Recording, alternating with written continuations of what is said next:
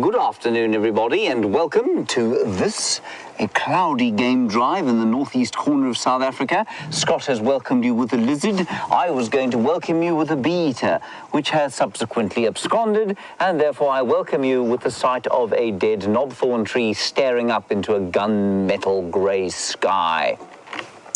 My name is James Hendry, and it is quite a sombre afternoon, given the fact that there is this sky, but we're actually quite pleased for it. It has been a beastly hot summer, as many of you regular watchers will know. Now, I would like to know from you how you feel about this weather. Does it make you feel somber? Does it make you feel full of joy? Does it make you feel, I don't know how it might make you feel, but I would like to know, so tell us. Hashtag Safari Live if you happen to be tweeting. All questions at WildEarth.tv if you're on the email. Otherwise, get hold of us on YouTube if you're watching on YouTube with the YouTube chat. This is a mechanism of communication that is beyond the realms of my understanding. Many of you, however, are more social media savvy than I am. Now, our plan is to go and help Scott to try and find those lions. We don't know where the tracks went. The tracks obviously crossed before that shower of rain we had this morning, so they left their mark on the road, disappeared into the block, and we didn't see them again. So with any luck, we'll be able to pick them up. On camera today is Brian Joubert. That's his thumb there. Decorated, as you can see, spectacularly. Well done, Brian. Thank you. Very nice thumb design today. And my name is James, for those of you who don't know. And if you didn't know, well, that's not a problem at all. Here we go. Brian, there's nothing left on that dead knobthorn. It's on its own.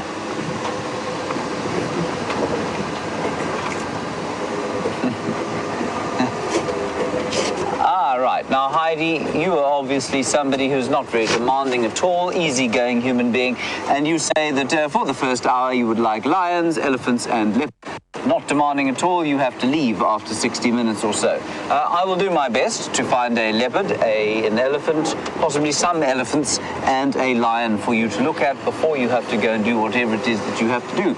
I can't believe there's anything in the world more important than watching what we're doing out here, but you know, some people have different priorities, I suppose, Heidi. There, Brian, that'll be easier. Now you can see me. Is that better? Yes. I can now feel my sternum crushed up against the front of this steering wheel here. Now we're driving through the middle of the reserve, and we had a very small shower this morning, probably about 5 or 6 millimeters, so not much. That's about a fifth of an inch.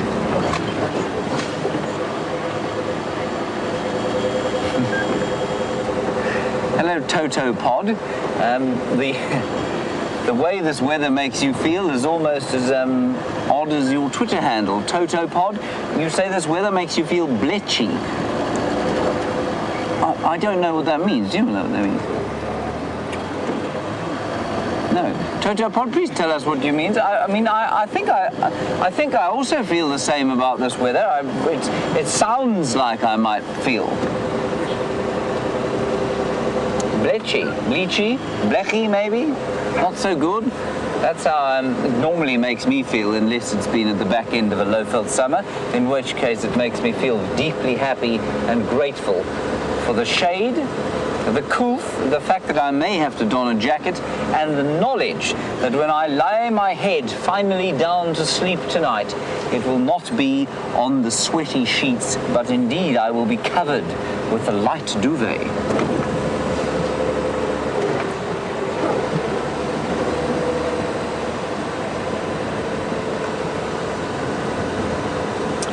And Sharon, you say cloudy days make you feel introspective.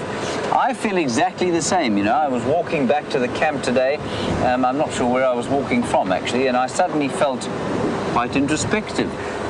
Almost sad, not quite sad, but certainly a sense of slight heaviness, I suppose. Luckily, that has lifted from me, and now I am my normal, joyful self as we drive through the wilderness trying to discover new things. Bless you, Brian. Bless you, Brian. Bless you again, Brian. That's the last time. Brian does get a little bit hay fevery. especially if there's been a bit of wind. Now, Scott was not far from here where he lost signal, and he went up that way. We're going to sort of crisscross where he's been and go and follow up in the same sort of area.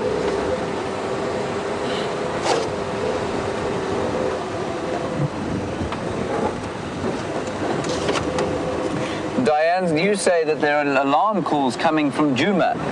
Diane, how do you know? Is the camera back up and working? I don't even know.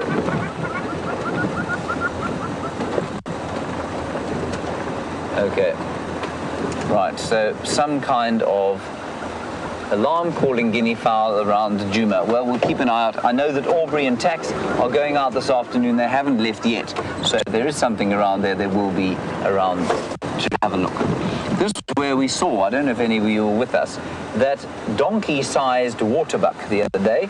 Looked like a small donkey that had escaped from the local community, but in fact it was a waterbuck. It was right around here, and I haven't seen it again. And I hope the little fellow has survived. Perhaps rejoined his family. The tiniest waterbuck I'd ever seen.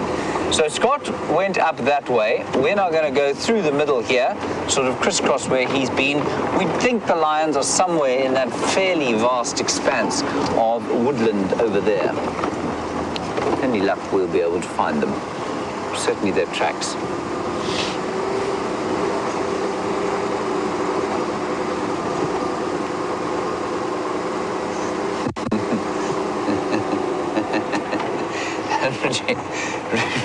Regina, you say you're in southwest Pennsylvania where the sun never shines, it's always cloudy, and you say you're always somber as a result. I'm sorry about that, Regina. I'm sorry to have brought you more somberness with our weather. But unfortunately, it is not within my power to bring back the sun. It will apparently return with a vengeance during the course of next week, so fear not, Regina. Your African rays of sunshine to cheer you up will be hieing to you in high definition, probably from about Monday.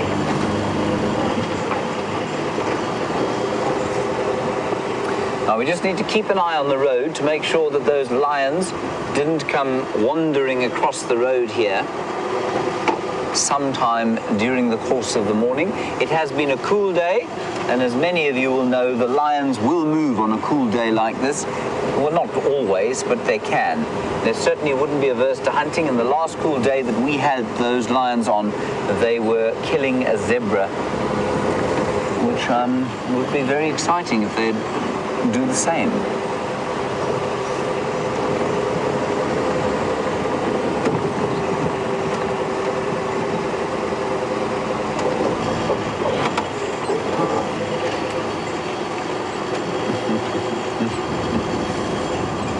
Now, Fiona and Genevieve, you say you are very pleased for the weather.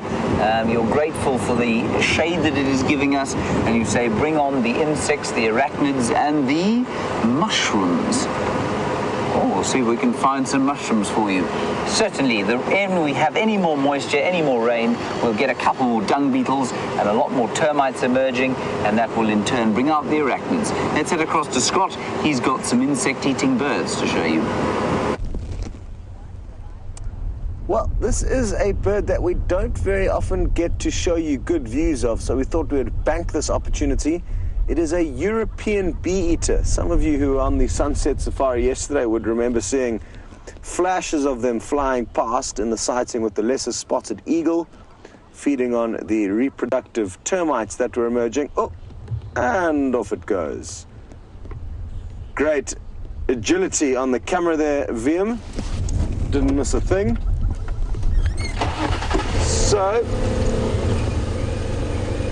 we are just passing the Buffelshoek waterhole, which is just behind us, and I'm gonna head back onto our northern boundary just to check very carefully to see if I didn't miss any tracks or signs of these lion that we were tracking this morning, or at least attempting to.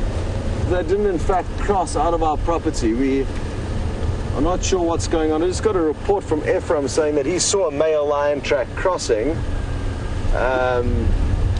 but I fear that he may have been confused with the baby hippopotamus track. That also initially confused me. When I initially saw the track, I was like, oh no, There go the lion into Buffelshoek Waterhole, but on closer inspection we did actually work out that it was a tiny baby hippo with tracks about the perfect size to resemble that of a male lion. But now I'm doubting myself and whether I may have missed an actual lion track, so we're going to head back and check what's going on. There's a few very fine drops of drizzle falling on us, so it's a bit of a catch-22. Of course, we want the rain desperately for this ecosystem, which is incredibly parched at the moment, but it does mean it will make our safari a little bit difficult and possibly have to call it off if it does get too heavy.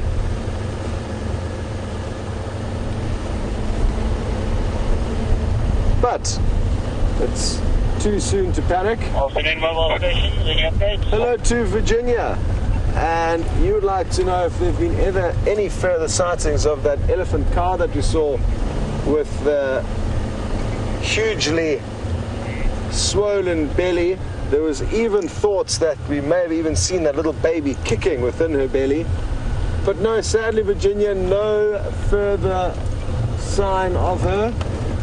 The tricky thing with elephants is that they're not territorial. So unlike animals like Karula or the Inkuhuma lioness, it's very difficult to keep track of animals like elephants. So I guess that's a great pity. It would be wonderful if we could get to know them as well as we get to know some of the other stars of the African wilderness, but they don't have territories or home ranges. They are free-roaming, nomadic creatures.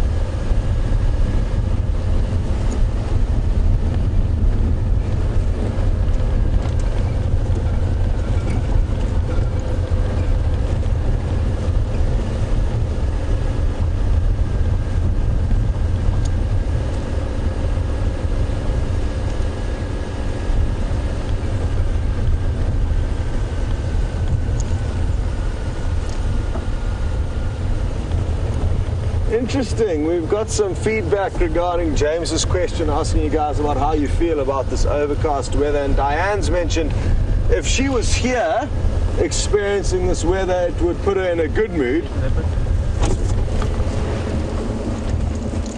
No ways. What have you spotted, Wium? Leopard. Where's it? Oh, can you believe it? You are a legend, Wium, and this is just the most awesome. Oh no, don't be a runner. It could be Gijima, it could be a male that we've never seen before. It is a male.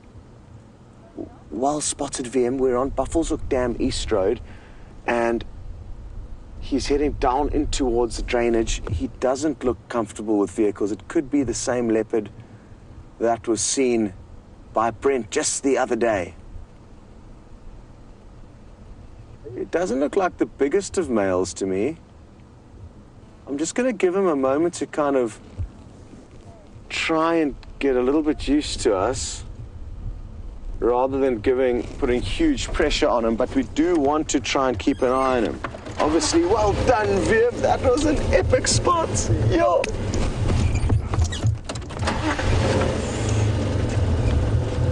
Can you believe it? Now, I don't think we must put too much pressure on this leopard.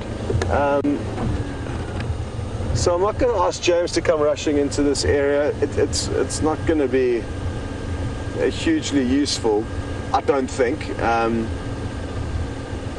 But we will try from a distance just to let him know that we come in peace. We don't want to give him a hard time. Can you see him moving through the Wium at about 10 o'clock? He just lied down? Did he? Yes. Perfect. He just lay down right behind that log. I see spots a little bit. Can you see a few spots there? I can't. If we could view him from a distance, it would be first prize. And that way we could slowly kind of try and reassure him that we are not here to harm him. And this is wonderful behavior to witness, because many of you would never have seen how a leopard will naturally act in the wild if they are not habituated to vehicles. So I'm just going to back Okay, now we've got a view of him here, Wium. It's not going to be great, but I can see him, and that's all he wants, is just to keep an eye on him from a distance. If you just zoom in there, I'll direct you to him. You'll find him in them. There we go, spot on. You've got him just up a bit, and you're on him. So we're just going to keep this view.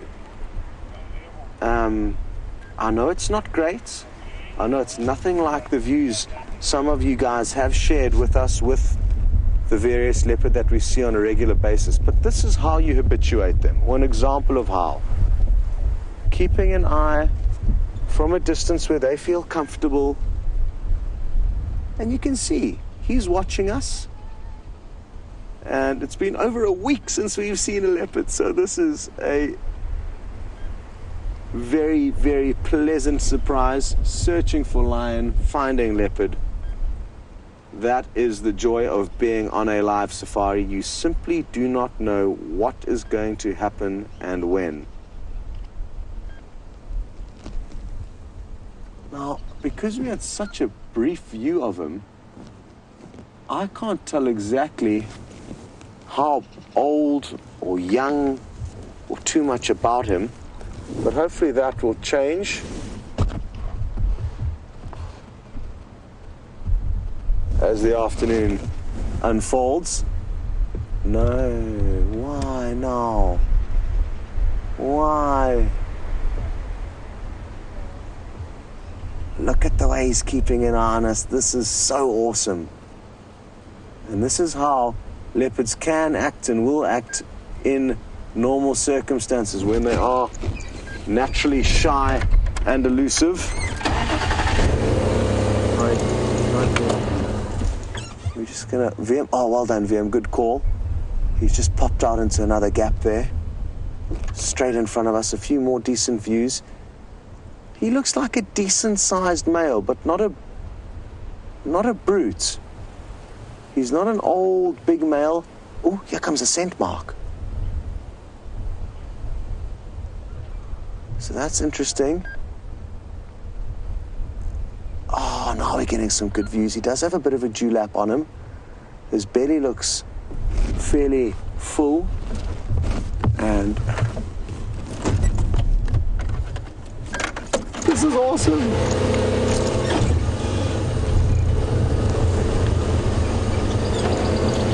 This is a new leopard for everyone involved on Safari Live. Who knows who exactly he could be? And who knows what I should do?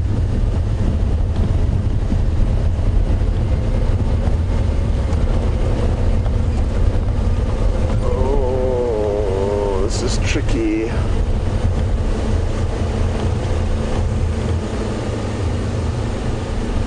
think he is going to keep following the small drainage line or riverbed. So I just want to try and slither us into a decent spot where we may be able to get one or two more views of him. He doesn't look old to me. I'd peg him at about a 4 or 5 year old male coming into his prime.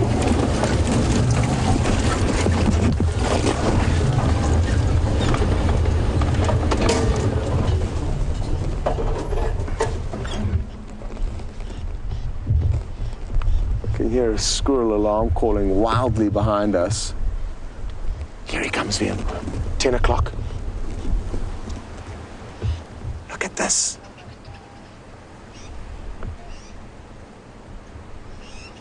This is too good. Please take lots of screenshots. He's a beautiful male, and we might be able to work out where he's come from or who he is. This is great. He seems to have already relaxed quite a lot. And he's about to pop out into the open. Look at this. Very pale eyes. A distinctive notch in his right ear. That's a very clear characteristic. It looks like he's got a very clear spot pattern as well. Doesn't feel comfortable out in the open. But he's not a big old male, and that'll explain why he is here. Here comes a scent mark. This is great. You can make your home here. But only if you promise us to become a little bit more relaxed, which I'm sure he will. Over time, we can gently persuade him that we are not bad people and that he has no need to fear us. Not that he does think we are bad, it's just that this is how leopards naturally act. They are naturally shy, naturally elusive. Going towards the road. Cross the road. Okay, he has crossed. Yeah. Let's watch this branch behind us here. Then hold tight, everyone. We're going to have to do some fast. Crowder, you said he may be Makombo, a young male leopard, but I don't think he is. Makombo is completely relaxed with the vehicles, so that is why I think he is a different male. He could have come from the Manyaleti Reserve, or, oh, we picked up a little passenger.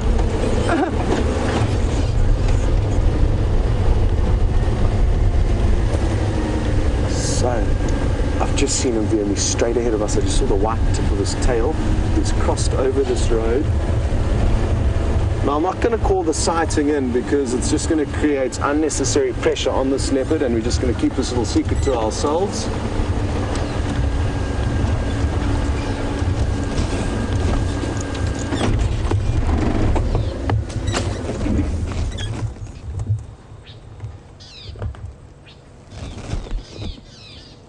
And that way we're going to have a far better chance of trying to get him relaxed with the vehicles, but it is not going to be easy. This bush he's moving into is quite thick now. And I'm almost inclined to maybe just try and get one more view, but not push the boundaries too much and not put too much pressure on him. Yeah, I think we should maybe actually bank this as a last possible view through there. He just disappeared.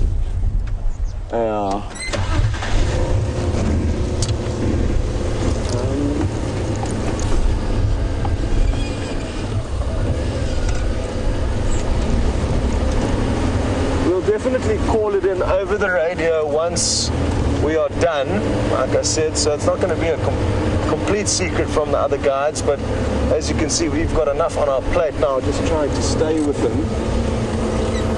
We're not going to be able to stay with him any further here. Not on this side of the riverbed that he crossed through onto.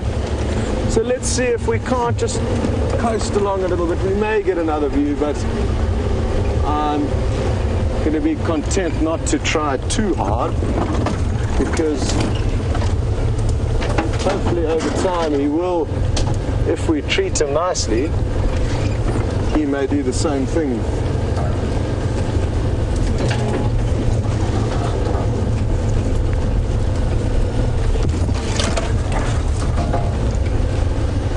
Alice in Ohio, no, this is definitely not Gijima quarantine. This behavior is indicative of a leopard that has not grown up being exposed to humans and or vehicles.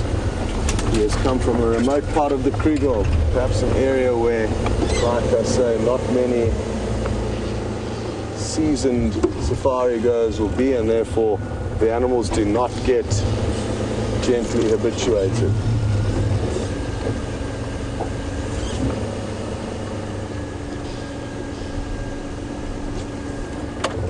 I think we should call it quits, everyone. As you can see, the bush is very thick, and we've had good sightings. You can see he wasn't comfortable with us, but we did get some awesome moments. He did walk very close to the vehicle, much closer than I thought he would.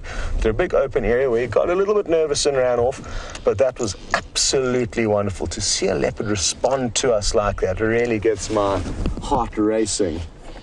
Just going to get on the game drive radio now. And Wium, well done again. There are many hundreds of people who are praising your spotting skills, and a new leopard is something that we don't get very often, so that's awesome. And he could be setting up shop here, which is interesting because he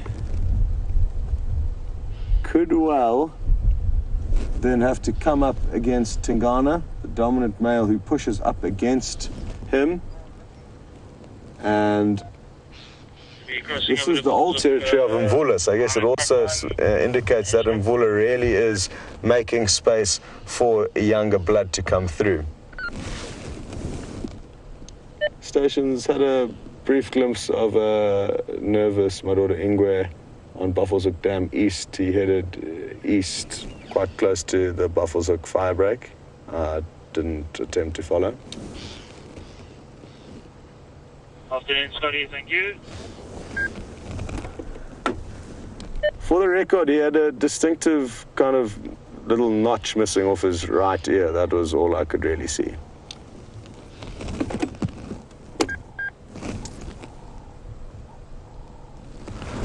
Wonderful. That was so cool. We got some great shots of him. So again, not only well done to Wium for spotting that animal, but to also being able to bring you guys such great images in what was a very, very exciting moment for us all. So thankfully we managed to remain mildly composed.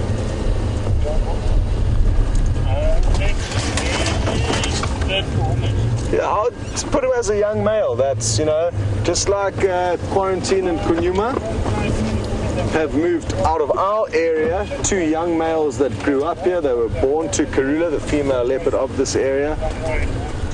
Just like they moved off, as will all young males, they'll move out of their natal territory and then start looking for a property of their own. And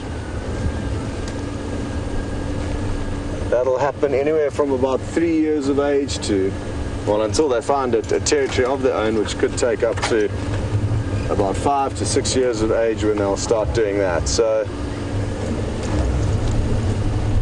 let me know your thoughts, any of the leopard experts amongst us. I'd be interested to hear what you think.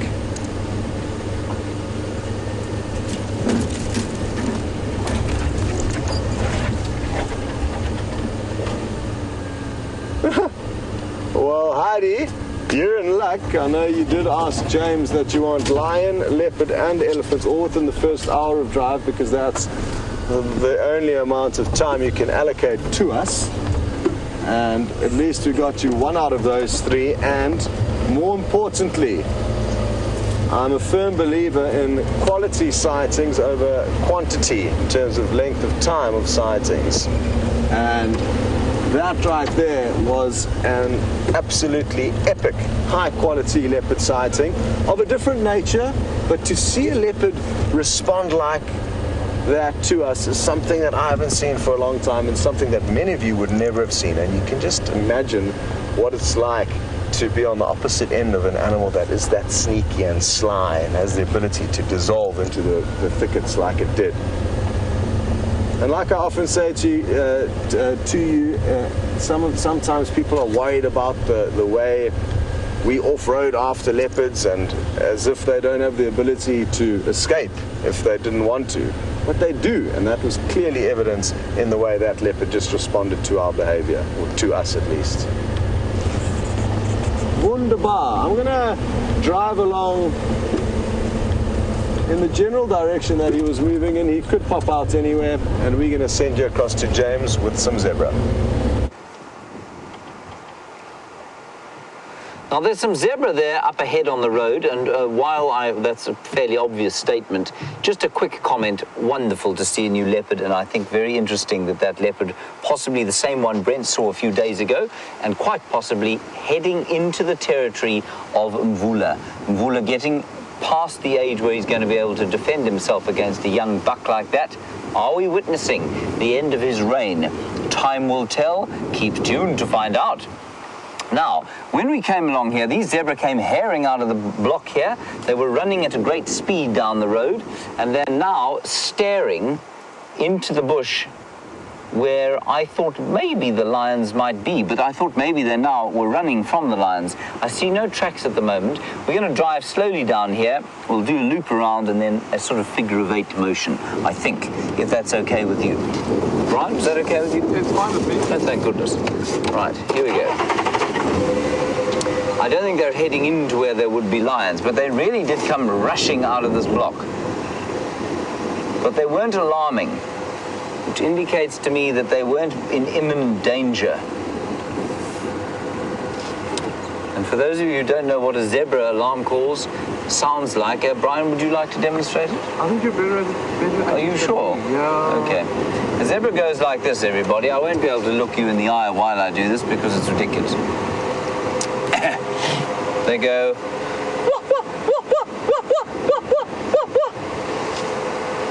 Officer, which channel are you checking? See, look, they're watching.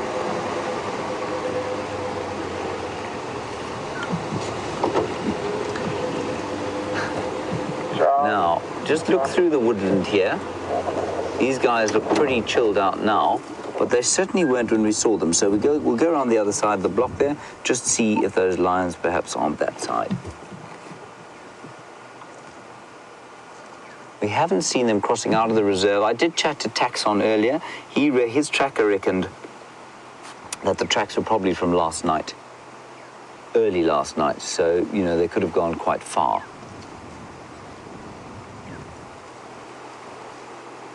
See them melting into the strychnos thicket here. It's a black monkey thorn thicket. And this particular part of the reserve is covered in these black monkey thorns. And I think, black monkey oranges.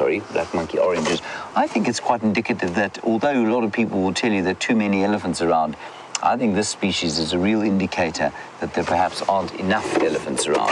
It's certainly encroaching. You can see as we drive through here that it kind of grows in these monospecific stands. In other words, it grows on its own with not much around it.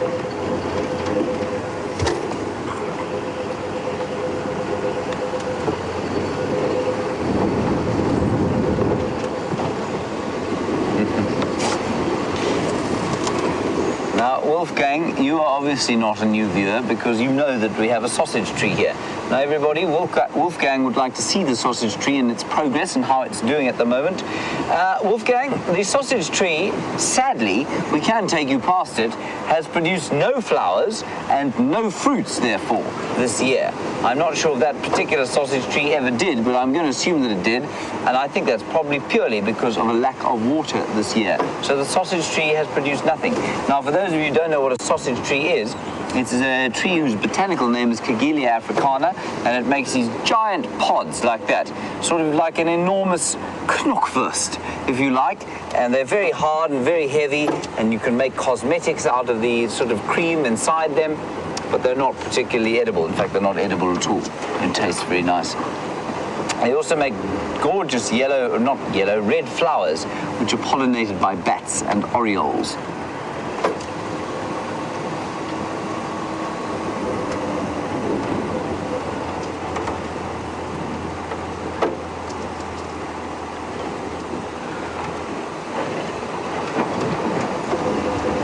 Thank you, D. Armour. You say that my call of the zebra was excellent. Thank you very much. That's very kind of you. Now, that call, of course, gives rise to the common Afrikaans name, which is quagga. It's an onomatopoeic name because apparently it's saying quagga, quagga, quagga, quagga. I've never heard a zebra say the sound. Have you? No. Not lately, anyway. Not lately, no.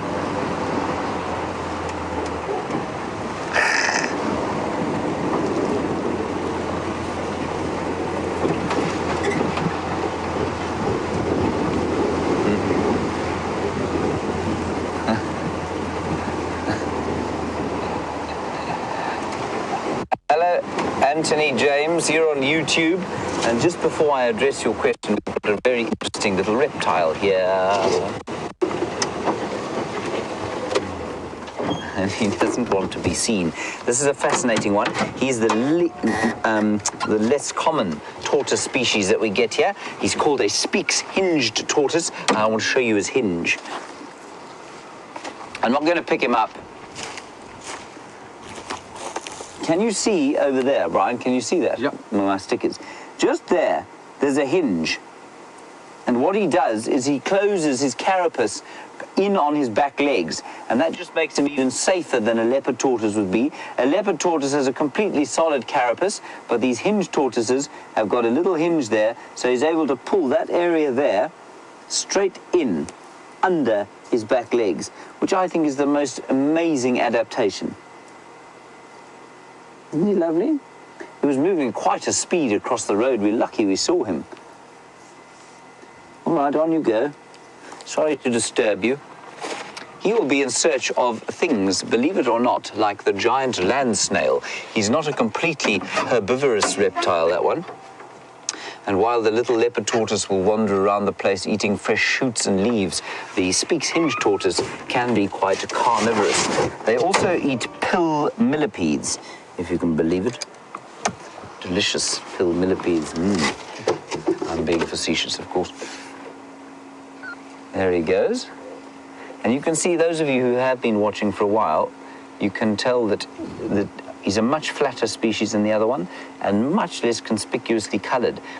And it's an interesting one. We were asked yesterday why it is that a leopard tortoise should have those black and gold colors, which seemingly make it more obvious.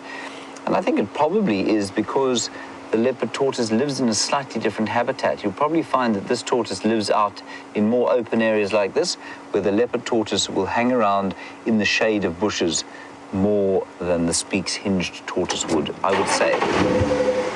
Anyway. Now, Anthony James, you say you're a new viewer, you're on YouTube, and you say, okay, cool, but how do I make this as a job? And you say, how do you get into it? Because you do love animals. Well, a prerequisite for a love for animals is certainly, I'd say it's a first step, Anthony James. The next thing to do would be to try and get some form of guiding qualification, just so that you can familiarize yourself with not only the animals, but the trees and the birds and the soils and the grasses and the general picture of the ecology that goes on in an area like this. And then I suppose, well, we're the only people in the world that do this, you know. We're the only people in the world taking live safaris, certainly on a daily basis. One or two others have tried. I think there was one on Good Morning America the other day, which was one woman standing in the back of the same thing at all. We all got very worried that enormous competition was coming. We weren't particularly terrified when we saw the result, though. So it kind of applied to us, Anthony. Well, not me. That's well beyond my pay grade. But anyway, that's how you did.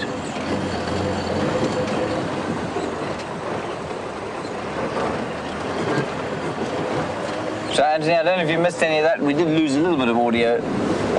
The other thing, of course, you need, it's quite interesting. People say, well, you know, you've got such a lovely conservation job. It must be beautiful being in the bush. It is. That's exactly one of the reasons that I'm out here. But this is not a conservation. It's far more a presenting job than it is a conservation job. And if you don't enjoy the look of 3,000 people barreling down on your face through the camera, which some people don't and some people absolutely love, they're a difficult job for you to do.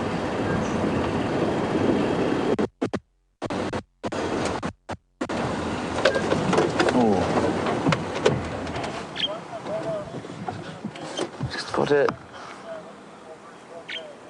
a little look at that beautiful bird. A Cape glossy starling. Isn't that lovely? Look at the color juxtaposed with that sort of golden green. Isn't that stunning?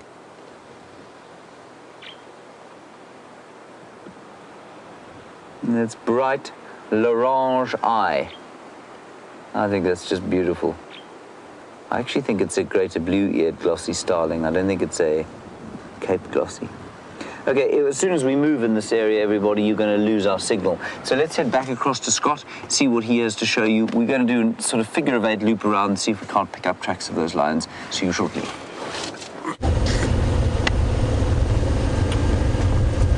So, no major updates here.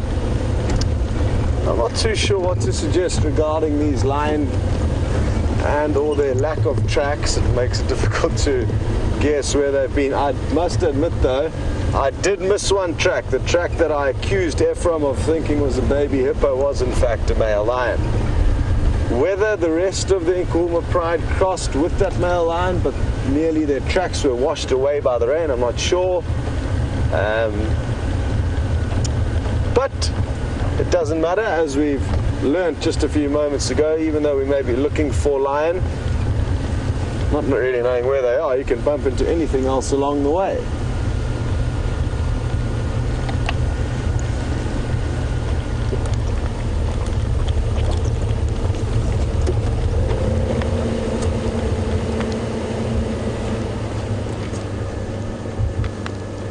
Hello Doodles, and good to have you with us. You've just mentioned how much you enjoyed having this sighting of a new male leopard, because it's made you appreciate and understand just how lucky we are with the habituated leopards of this area. And you're entirely correct, and it's something we probably don't hammer home enough to you guys, is that the Sabi Sands is one of the best places in Africa to see leopard.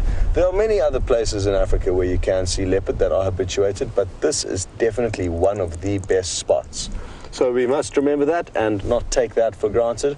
And judging by his behavior, you can see and imagine just how tricky it would become if we didn't have a seasoned veteran like Wium on the back. We would never have spotted that leopard. So, yeah.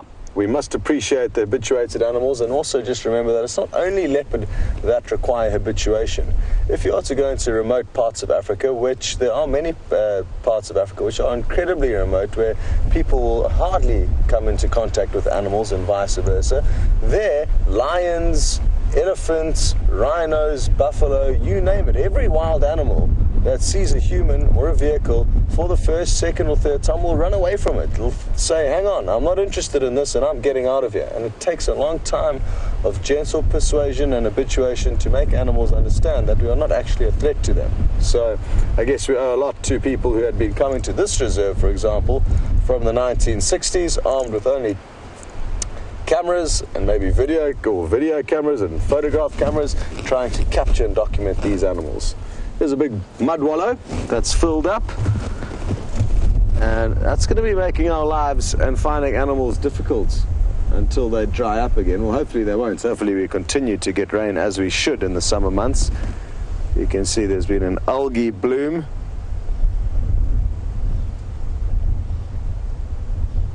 But this is certainly not going to mean that the waterholes are not going to be as productive. The Gijima waterhole camera is not going to be getting as many customers as it has been. But that is good. It is typical of a rainy summer in the Lowveld. The dry months are when we rely, in the winters, when we generally rely on better waterhole viewing.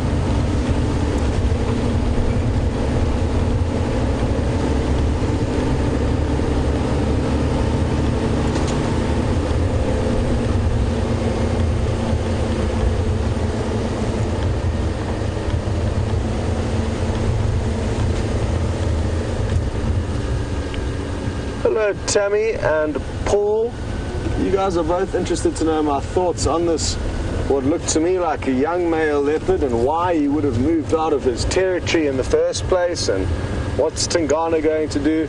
Well, spotted Wium is possibly the one who should have been driving today.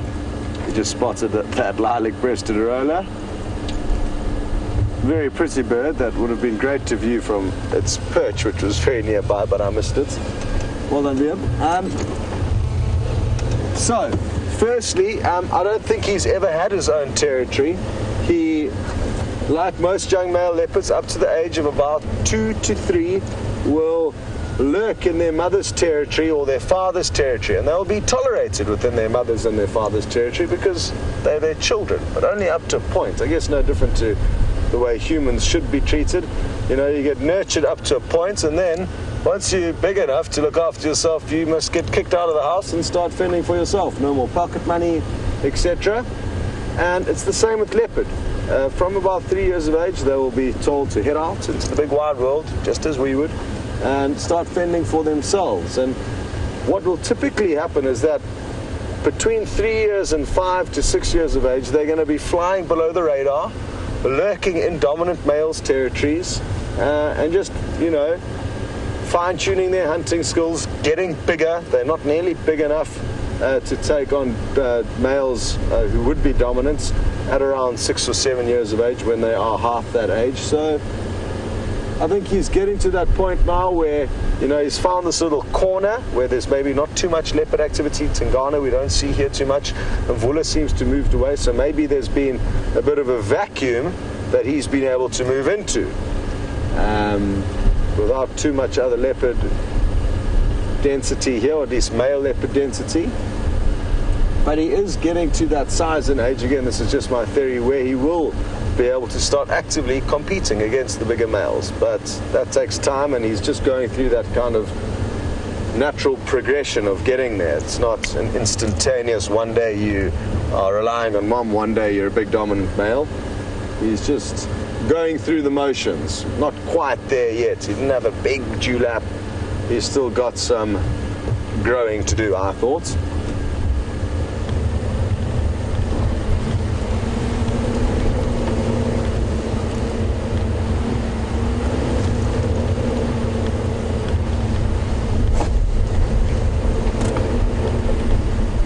Aha, Jennifer, you are thinking very smoothly here, and I like the way your head is working. You've said if he hangs around you and he spends some time with the habituated leopard, won't that help us habituate him faster? And yes, it most certainly will. But leopards are solitary, so how is that going to work when they are mating? And it's interesting, I've seen female leopard who wasn't habituated before. She was a nightmare. She occupied a territory right slap bang in the center of a property where I used to work in the southern Sabi Sands, and she would not let you see her. Even if you found a drag mark where she would have dragged her kill that she's made across a road, follow, find the kill up in the tree, you wouldn't even get a glimpse of her running away from that kill, or even see her around the kill. Before you even got there, she would have disappeared.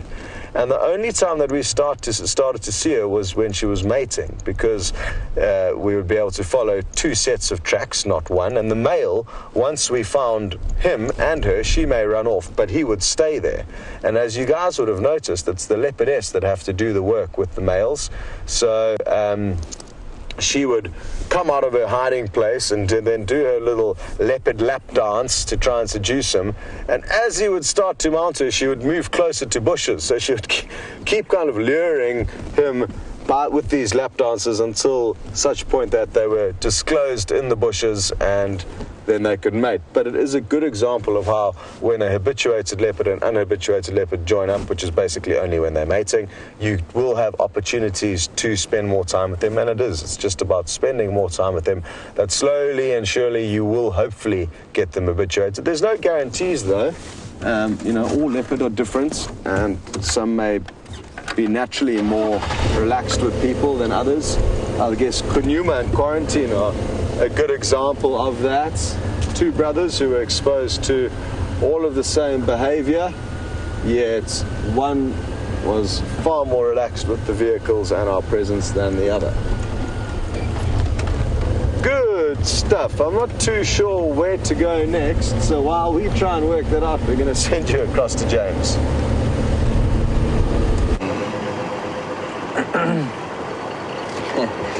Well, I have to confess I'm in the same boat as Scott. I'm not really sure what to do next after this either. We're driving along Leadwood Road. The zebras looked like they were running from a position just in front of us. So with any luck, there'll be a pride of lions lying on the ground there.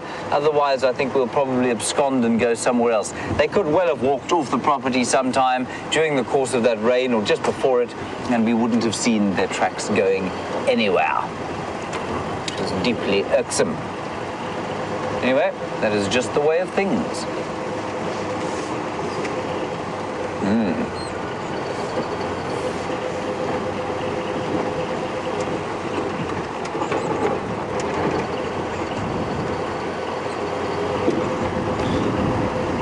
Now, Stacey, you are Eric Moore's husband. Hello, Eric. Hello, Stacey. And Stacey, Eric, of course, is yes, Eric is Stacey's husband. That's correct, not the other way around. Okay, good. Now, Stacey, you want to know about leopards, and if they were injured, would we think about helping them, or would we just let them be? Stacey, it would depend on the nature of the injury. If we thought that they were injured, there's a kudu over there, exactly where I thought the lions were going to be lying. There's lots of kudu here. If we thought, Stacey, that the leopard had been injured by a human being or by some kind of anthropogenic effect, so perhaps a snare from a poacher or perhaps I don't know, got caught in a camp or something like that, then we would definitely do something about it. Brian, we've got no picture. We're back now. Definitely do something about it, but if we just found a leopard limping along the place, then we wouldn't do anything about it at all. What we would do is probably just let things take their course. We try and have as little effect on the wilderness out here as possible, but obviously that is not always possible. I think with something like an endangered species like a wild dog or a cheetah, or something like that, we'd probably get involved. That said, that's the official policy on things. I think you'd find that if we found a leopard with a serious gash on it, say it had run through a bush and really torn some muscle quite badly and looked like it was going to die, I'd say it would be about a 50-50 chance as to whether the Sabi Sands, which is the conservation authority in this area, would try and help the leopard or just let it pass into the night, as it were. Now, these are two magnificent male kudu, bulls, as we call them, and they are, I think, just truly spectacular. It's no wonder to me that they are the emblem of the South African national parks. Not only are they very beautiful, but they occur in just about every habitat type that we have here in South Africa, save for straight grassland and pure forest. So they occur in the dry regions of the Karoo, up into the Northern Cape in the Kalahari Desert, and they occur all the way out here in the far eastern reaches of what is, I think, the most beautiful country on planet Earth.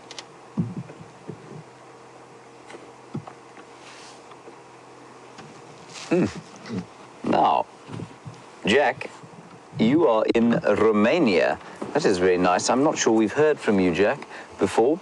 And Jack, Romania, obviously not a place where you do too much in the way of safari. But Jack, you want to know what time is the best time of the day to go on safari, to look for animals. Jack, pretty much when we do it, you know, first early morning and then as we go into the evening. Most of the animals out here are what we call crepuscular. Now, what that means is that they are active round about dawn and round about dusk. At this time of the year, it's normally very hot during the middle of the day and very few animals will do anything. And then at night, of course, it's not a bad idea to be out at night, but you do have to have very specialized equipment in order to see everything that there might be around during the course of a night time. So nice one, Jack. Thank you. Is this the first time you've spoken to us from Romania? It would be very nice to know if this was your first time, and wonderful that someone all the way from Romania is watching us. And we were discussing capital cities today in camp. I'll put this question through to the final control. What is the capital of Romania, Leanne and Nicola?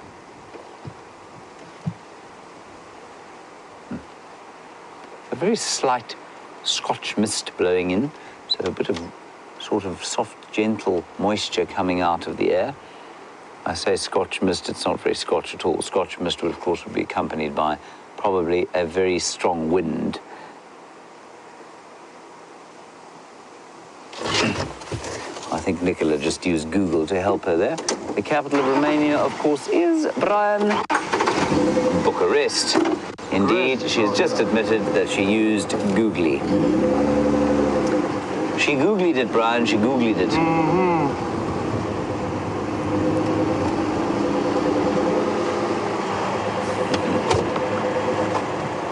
Just going to look carefully underneath the bushes here. Hello, Kruger guy.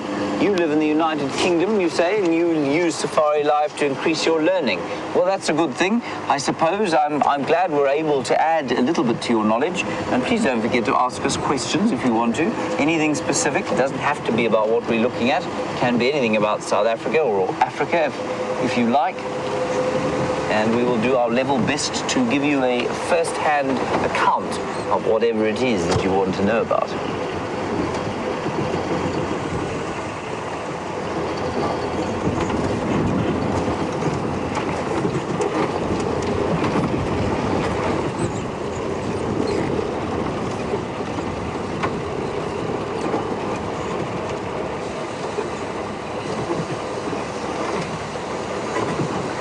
Hello, Marianne. You say that on your Good Morning America show, where they did that live safari in Kenya, the guide there said that a hippopotamus is able to control his buoyancy through air in the gut. Now, you say you've been taught through Safari Live that hippos cannot float, that they sink to the bottom of the ground. I think what you'll find, Marianne, is that they don't float like you and I will float, and I don't think it matters too much how much air they have in their guts and how much they don't. What they do, though, is change the buoyancy. Now, buoyancy doesn't necessarily mean floating. So if you watch a hippo in very deep water or deepish water, they will walk along the bottom of the ground, and then they have to bounce up to the top and have a breath, and then they'll sink down again. And I think what you'll find is that some of that air might go into the gut to help them breathe, at least to help them to float up to the surface and then sink again. But if you think about it carefully, the only place that a hippopotamus can really put air is into its lungs. It could suck it into the gut, I suppose, but if it did that, then it would float almost permanently, which I don't think it necessarily wants to do. But it might change the buoyancy, be able to go up and down at slightly different rates, depending on how much air it has in its gut. But they definitely do not float in the same way that you might float. There are my favorite antelope just up ahead. Oh, Scott has got some mongoose, but if he doesn't mind, I'm just going to quickly look at these nyalas. Some beautiful nyala bulls. Don't want to look a gift horse in the mouth, Brian. The last two drives we went on, I didn't find any mammals at all. It's a whole bachelor herd of young nyala bulls here.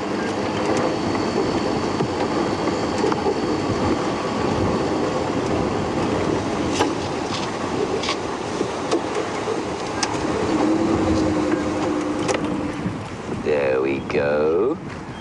And they're beautiful. They're not any of them full-size nyala bulls yet, which is why they're tolerating each other and happily moving with one another. A little bachelor herd. In fact, this is a very large bachelor herd of nyala bulls. And while we look at them, Sparkle, you're in Toronto, which is of course in Canada. And Nicola, it's not the capital of Canada, even though you might think so. And you want to know how big the area that we traverse is. Sparkle, it is 1,500 hectares, and in acres, I think you work in hectares in Canada, but in acres that would be about, you multiply by 2.5, we're looking at roughly 4,500 acres. So not a massive piece of land compared with what it might be in various parts of this area, but that's our kind of signal limit at the moment. Certainly plenty big enough to provide exquisite entertainment and really nice discoveries on a daily basis. Okay, from the nyala bulls, let's head across to Scott, find out what he's got. I think he's got some little mongoose to show you.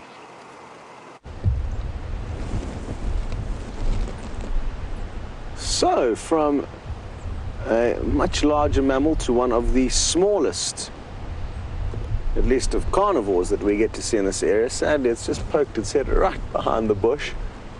It was positioned perfectly. Wium, I wonder if you can see that one that's higher up, right closer to the top of the mound that's poking its head out. No, there's bushes obstructing you there.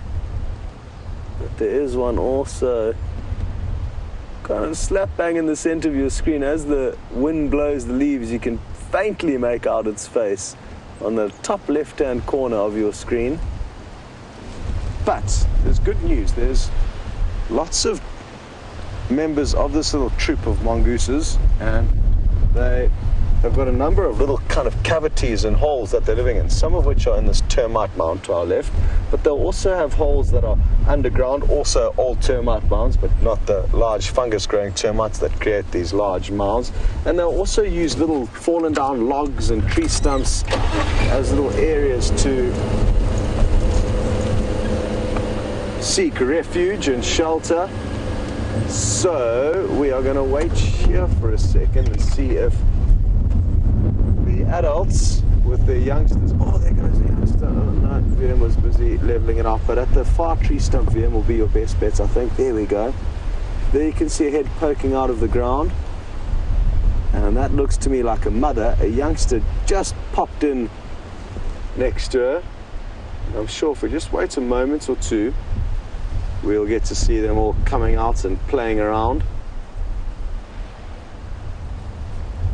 They're basically the size of a rat, I guess, is something that a lot of you would be able to relate to. It's a very small mongoose, hence the name of the dwarf mongoose. Oh, that looks like a youngster there. Yeah, it is. It's half the size of the adult. Look at how cute that is. And I think I can see the head of another youngster poking out there. Could be several litters, it appears, within this troop. Look at how quick they are, clambering to their next point of safety, which again was a termite mound there. So they'll know this area well, and that is what puts them in good health, I guess, against other predators that will feed on them. Being so small, they are basically at the bottom of the food chain. Oh, there come a few more youngsters.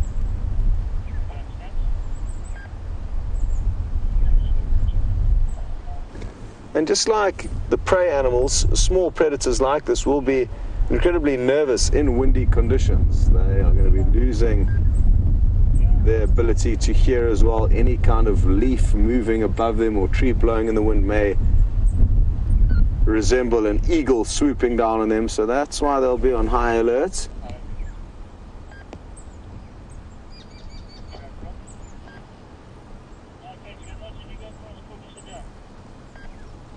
I'm not sure if you can hear their high-pitched communication. Psst, psst, psst, psst. It's like a very high-pitched whistle almost that they use to communicate with one another.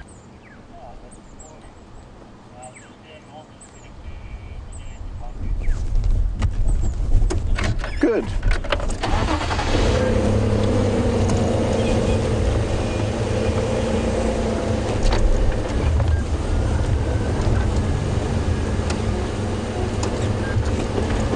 Hello, Ken, and very happy to hear that you love these live safaris. Thank you for those kind words. And you're interested to know how long would it take for a termite mound to be formed? It is a question that I will not be able to answer accurately, sadly. I have no idea. But they are phenomenal structures, and I mean, obviously depending on the many variables, the food, the luck of any given colony, you know, the weather conditions over that period of time, I'm guessing it's going to be, you know, at least 10 to 15 years for a decent sized mound to be developed. But I've never been fortunate enough to watch one from start up till present date. What will happen though, Ken, is that when a queen does die, other queens may take over from that termitarium, so you may find different generations of queens rolling over. It won't only be one queen that raises her empire, dies, and then it all collapses and falls dormant and becomes a very important structure for other animals, I guess, like mongooses. Some will be carried on, and I'm guessing the massive ones that we're seeing are ones that have had multiple queens over multiple generations. The queens can live for quite some time. I don't know why. I can't think of the exact age that they can live for now, but I'm thinking it's in excess of 10 years. I think it's 10 to 15 years that the queen can survive, so quite a long time. I stand to be corrected there. And they certainly are very interesting and important structures in our ecosystem. To know a little bit more about them would be wonderful.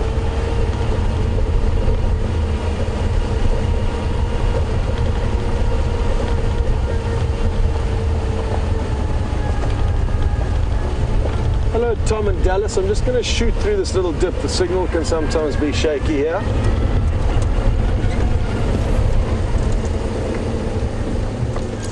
Big leopard poo. Always exciting to see. Are you still with me, guys? That is a very big and tasty leopard dropping. Who knows who it belongs to? Maybe the leopard we just saw a little bit earlier. I'm going to jump out and show you its track, though. And also play around with that poop to see how fresh it is. Can be difficult. Just like us, leopards will have different consistency poops depending on the day. This looks like quite a solid, healthy poop. Okay, the leopard. I just want to make sure I don't come downwind of it. But here you can see its paw prints. This is the clearest one. And I'm using my flashlight to simulate the sun. 1, 2, 3, 4 toes. The back pad. And oh, there's a little grasshopper in his one toe that boinks. He disappeared. Whew. This is smelly. Okay.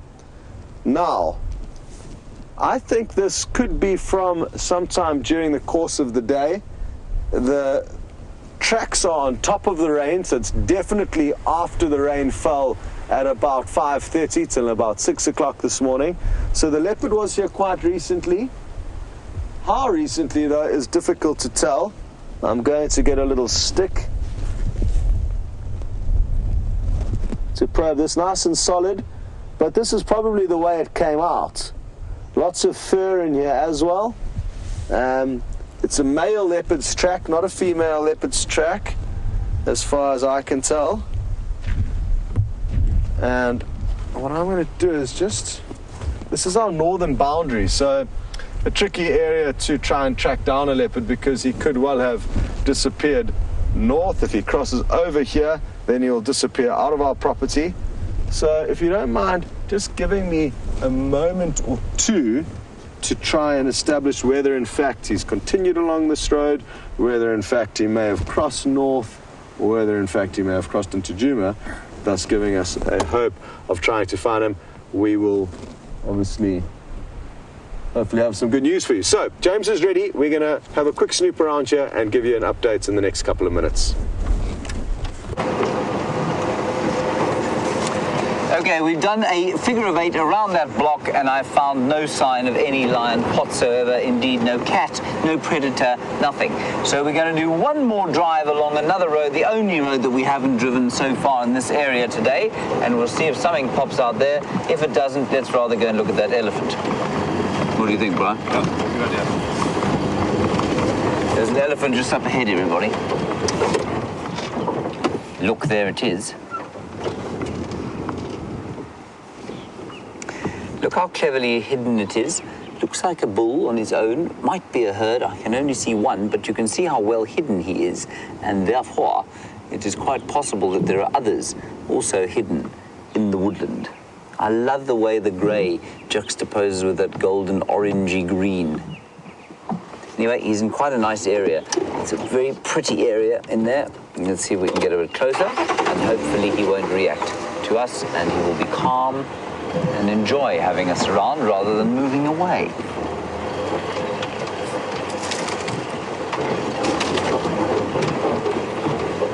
That's a spot of luck, Brian. First large animal I've seen in days.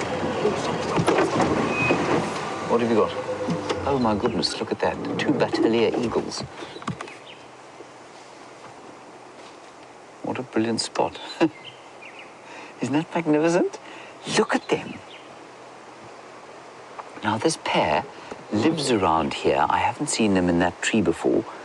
They've got a nest close by, and the other day there were 3 of them. There were 2 males and the female, and we wondered if he wasn't sort of trying to usurp and take away this fellow's lady, or if perhaps it wasn't a youngster from a previous sort of child raising. But it is unlikely, because it does take them 7 years to get to that adult plumage, and the other bird that came in was definitely fully adult.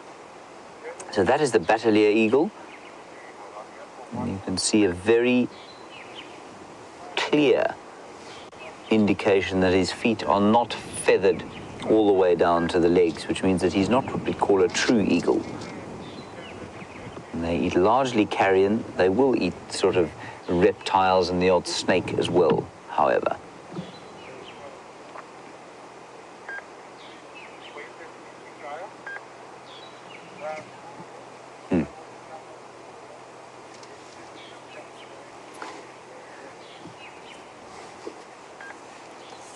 Now,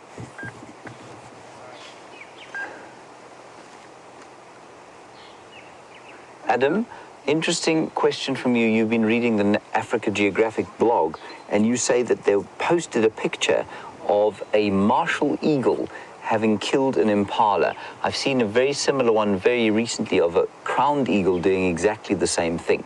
Now, it would have been a young impala, probably from this year. And Adam, you want to know how it's possible that a bird of, say, 12 kilograms is able to kill an impala of, say, 20 to 30 kilograms. How on earth can that be possible, and how does the kill happen? It's normally on impact, Adam.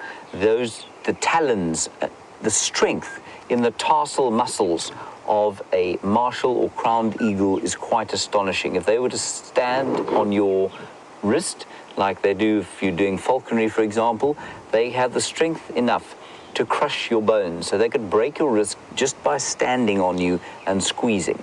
So they've got incredible power in those talons. They also will hit their prey with an immense force. So they'll come in at an incredible speed, drive their talons into the flesh of their prey. Normally, and the prey will be killed outright. Otherwise, if it isn't, they will then keep sort of jumping up and down and squeezing their talons into vital parts of the body and pecking viciously. They are not to be trifled with. And I have, Adam, actually seen it. I've seen martial eagles taking young impala. In my first week, actually, as a trainee guide at Phinda down in Natal, we watched 2 martial eagles come flying down into this floodplain, and they smashed a baby impala. It was the most astonishing thing to see. The crowned eagle, of course, is renowned for having the most powerful talons and powerful tarsal muscles, and what they are renowned for doing is killing monkeys. And they grab them on the back of their head, and they drive that rear talon straight through the back of the head, back of the skull. And in fact, we found pre-hominid or hominid remains in South Africa that seem to have been killed by crowned eagles. They have one sort of single, very distinctive hole in the back of the skull, quite possibly from a crowned eagle. Marvellous. Well done, Brian. I thought it was a leopard, but it will... Almost. Almost. Nice Battalier. Well done. Elephant is just up ahead. Let's go and have a look. I thought, as Wium found the leopard, maybe Brian would also. I don't think this elephant is particularly pleased to see us. As we saw the Battalier, he did kind of turn with his ears out as if to say, I'm not comfortable, go away and leave me alone. Let's just see. If he isn't comfortable, we won't spend any time with him. And elephants will not normally, on days like this, be as comfortable as they are on still days when they can hear and smell. And it's an evolutionary throwback, I think. They've got almost nothing to be afraid of out here. And he's just melted into the bush. That's unbelievable. He's somewhere through here.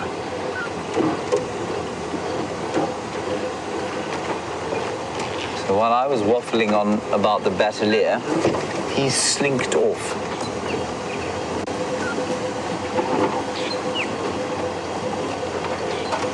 Now, Tony, you're in London and you're wondering about the Sand River.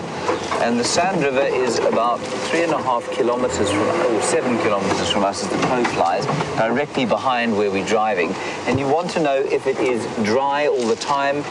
It is not. It is actually a perennial river. It's dry at the moment though because of the drought. It is dry. So there's the odd pool left in it, but otherwise there's nothing in it at all. And in all the years that I've been in and around this area, I haven't seen it dry. And you see him. Brian can see him. And while we're trying to find this elephant, calcitrant fellow that he is, Tony, you want to know if the denser vegetation is more heavily populated, more thickly populated? Is there more game there? Yes, certainly it definitely is. I mean, the rivers are definitely concentrated areas for animals to move to, but they also move away from them up to places like this, where there's good grazing a lot of the time and some good browsing, and also especially they move away from the rivers to get away from predators.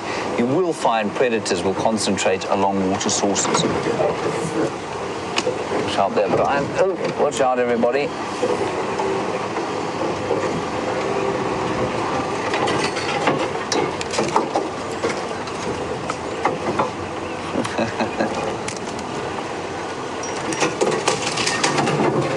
Hello, Kitty. Okay. Oh, there he is. I can just see him meandering through the bush. Now, they look like they're meandering, but if they want to move, they move pretty quickly, do elephants. And Kitty, you say you watched the rain dance that we did the other night. Oh, dear. You watched the rain dance that we did the other night in fast motion, and in upstate New York, it resulted in a snowstorm. I'm very glad you think that I'm capable of delivering you weather like that. I'm sorry about it. I hope it does. Ooh, it wasn't too cold. Brian, you still there? Okay, Brian's all right. He's performing astonishing feats of athleticism, sticking his leg out, moving the branches. This elephant is strolling through here and making a fool of me. Stop, Mr. Elephant, stop. He's not running at all. He's just gently moving along, eating his tea, I suppose it would be.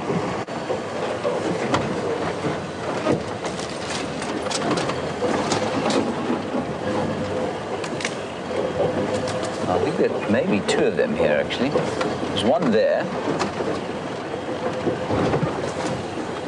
Of course, now I've driven through every single aardvark hole on the reserve.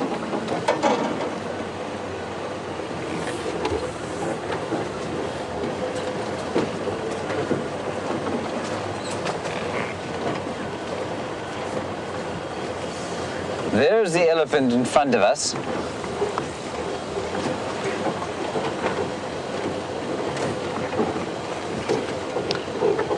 Now, Mimi, you are 15 and you are in Ohio, where we get a lot of questions, and that's marvelous. Mimi, you want to know about the termite queen, and Scott was talking about her earlier. I'm just going to try and sneak over this branch without making too much noise.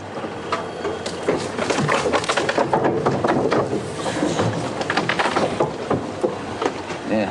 Well, if the elephant's deaf, he won't have heard that. Mimi, and you want to know what happens when the queen dies in a termite mound, and no doubt Scott told you about the queen being that big and kind of an enormous bulbous abdomen that produces 20,000 eggs a day. Mimi, if she dies after her 15-year lifespan, the termite mound will normally go to ruin unless she is replaced. And she could be replaced from within the mound. That is possible. But when she dies, remember, she stops making eggs, and she's the only one in the mound that's making eggs, and those workers and soldiers don't live very long. They live a couple of weeks at a time before they die. Yeah, this elephant is trying to get away from us, I'm afraid, and so we're going to give up trying to follow him. You can just see him walking through there. We could try and get out onto the cut line, onto the cheetah cut line, and see if he isn't going to come across. We might do that, but it is quite thick in here.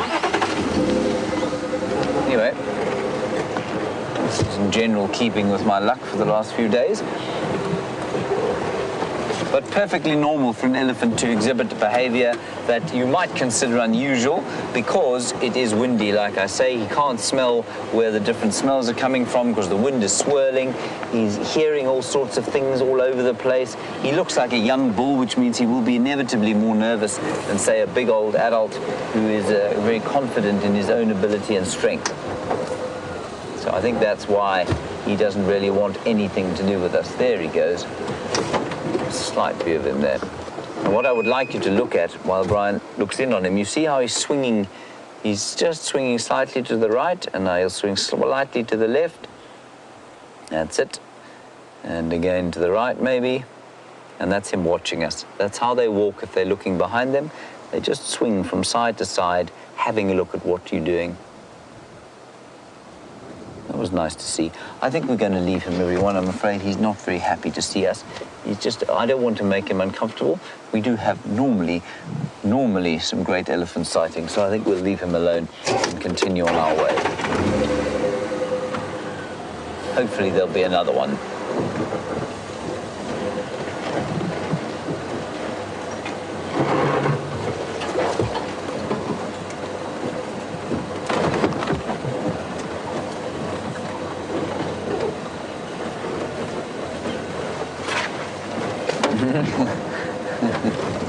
Now, we're actually not far from the road. Let me just carry on going.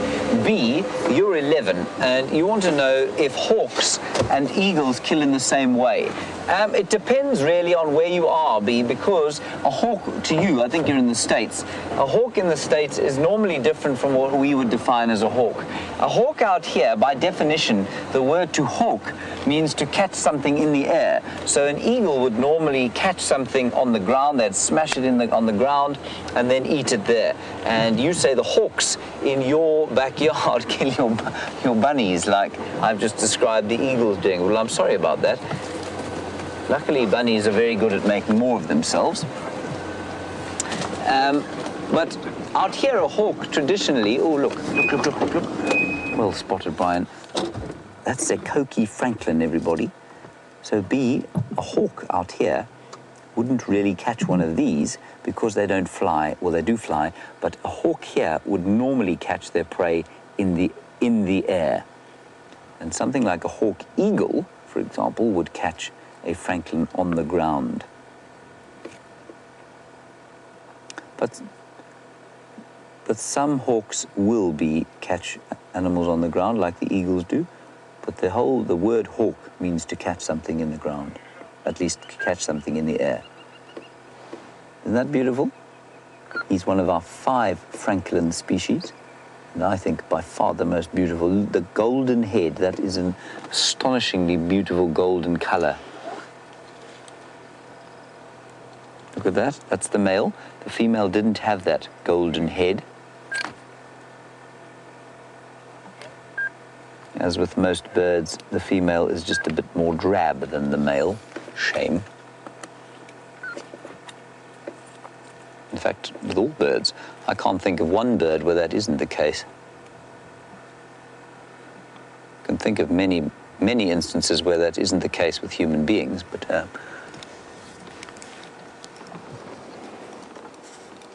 with birds, not so. Now, they will be walking around normally eating seeds, and you can see him fossicking around there, trying to find himself something delicious to eat. But, of course, there are going to be very few seeds around at the moment on account of the fact that we haven't had much rain. And so what that means is that they're going to have to find other sources of food. And other sources of food for a bird like that would include things like insects, maybe the odd spider, and perhaps even a scorpion or two, a very small scorpion. Isn't he lovely? He doesn't think we're watching him, you see, that's why he's so relaxed.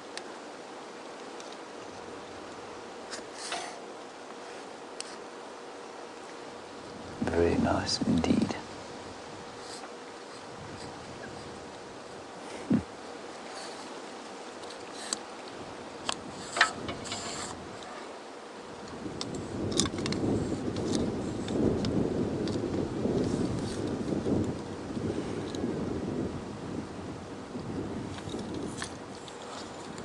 Now, Joel, you are clearly a highly educated fellow with regard to ornithology and that sort of thing, and you say in Kazakhstan they use steppe eagles, which do pop out here every year, for falconry. They use them for falconry, and you want to know if there's any traditional culture out here that has ever done falconry. Joel, to my knowledge, no. There is no falconry that goes on out here, other than sort of people who've learned how to do it from European traditions or from Asian traditions, or even Arabian traditions. But no indigenous cultures here have ever taken up falconry. And the steppe eagle, of course, is largely out here a termite eater. It's this immense bird, and you think of him, so you can imagine him a bit like a marshal or a crowned, sort of descending on antelope and eating them, and scrub hares and all that sort of thing. But instead they are largely termite-eating birds,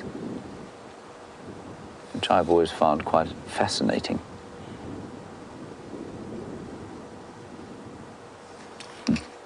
Now, normally these things don't let us get anywhere near this close to them. They're normally running away. There's the female, Brian. If you look behind, you might just... No, you can't.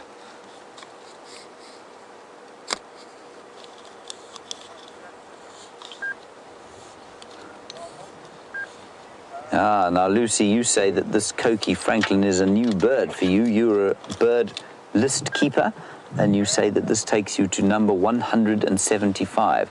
That's a pretty impressive list of birds, I have to say. There's probably a total species list here you could expect to see if you came into the area for the first time and you spent a couple of weeks here.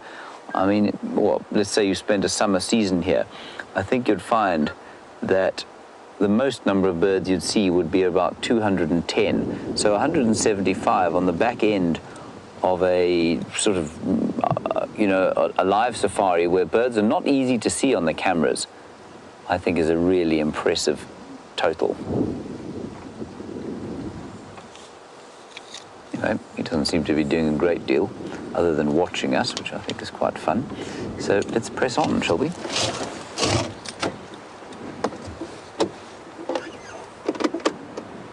And Tom in Dallas, you want me to repeat the name. His name is a Coqui Franklin. That's C-O-Q-U-I, as far as I remember. Let me just check my bird app. I think I'm pretty sure that's how you spell it. Coqui Franklin, and it's an onomatopoeic name. I'll play you his call. Coqui. No, I've definitely got it wrong because the search function can't find it. Here we go. Yes. Is it? No, I was right. C-O-Q-U-I. C-O-Q-U-I. And here's the call. We'll see if we can make him call too. Oh dear, we've lost him again.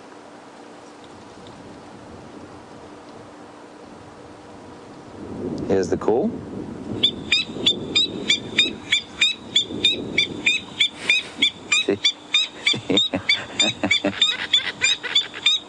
He's very cross now.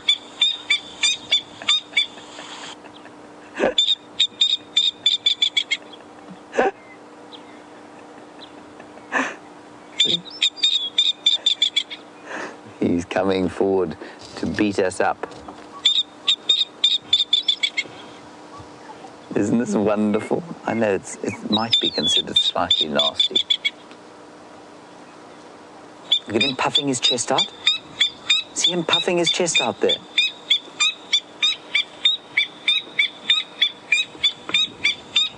Where on earth could it be, Mr. Franklin?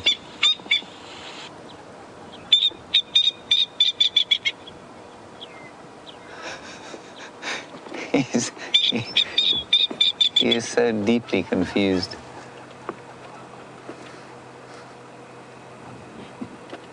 I don't think I'm going to do it again. I feel a little bit bad, but he looks like he wants to have a fight. And of course,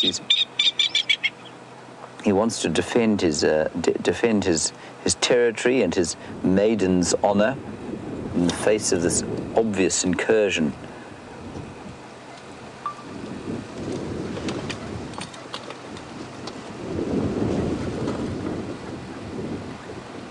And he's very cross, and you can see he's puffed his chest out.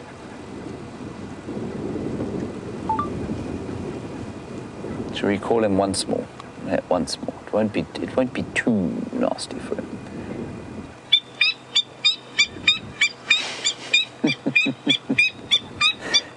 They never get this close to us, everyone. He's only about 3 feet from the edge of the car. He's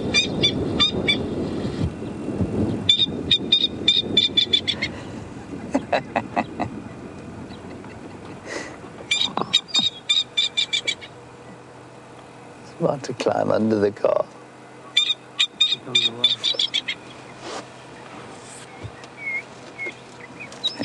Hold the phone out here. Is he still there? Oh, there's Mrs. There's Mrs. Isn't she lovely? Here, he's coming around the front, Brian. Here he is.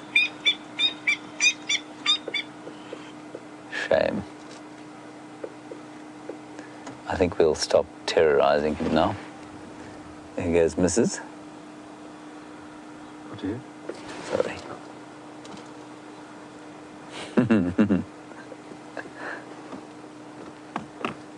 That was great. What a wonderful, wonderful sighting of the most beautiful ground-dwelling bird that we have here, I think.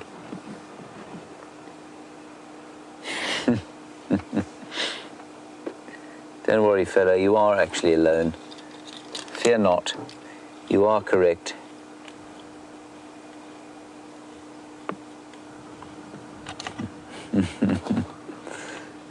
All right, let's head on from here. See what else the world has to offer us at the moment. Wasn't that great?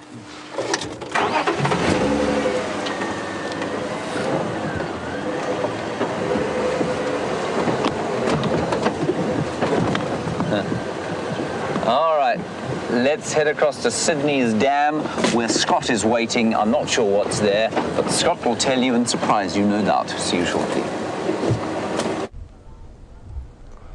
Hello and welcome back.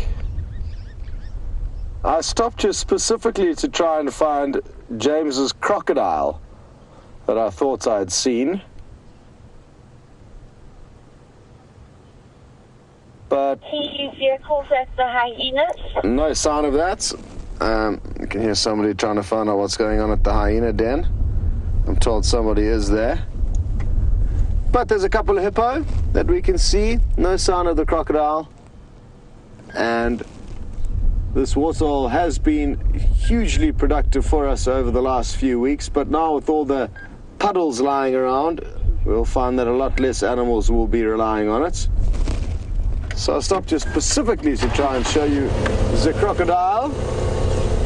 But no joy. What I'd like to now do is head off to the western portions of Gijima and just check some areas there. I know nobody would have checked the western, or nobody did check the western portions of Gijima this morning. So always useful to just go for a quick swoop through an area like that. You may find 3 leopards all in the same tree with a baby dinosaur that they've killed, and merely because nobody's driven there, no one knows about it. So that's why, rather than driving around the same area that we have been checking for the lions, let's go into a new area and see if we can't find any fresh evidence or sign.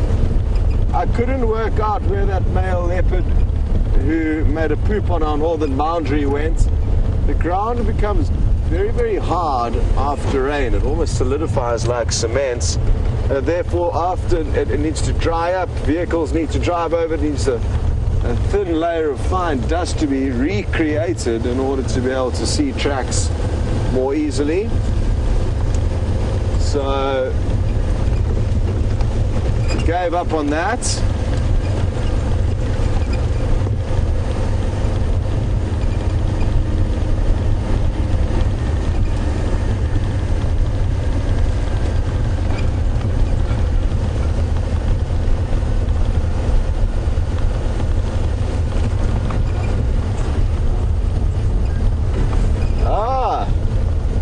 James Richards.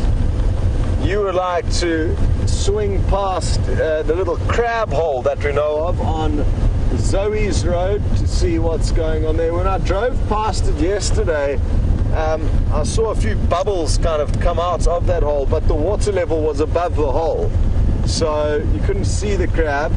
And let's go there and have a look. We'll go there and have a look, James, because that is the area that I plan on searching, where nobody did search this morning. So we'll go and see what's happening. An unhappy squirrel here. It's just on the horizontal limb over there at my finger, Wium. I'm hoping it's going to call again and we'll get to see it.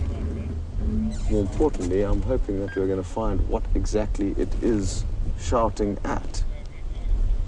Could be a leopard, could be us, could be a false alarm, could be a snake, who knows? Come on, one more alarm call. Nope. Therefore, I would assume that it panicked because of our presence. It looked like a small squirrel, so maybe young and inexperienced. But always worth stopping and investigating.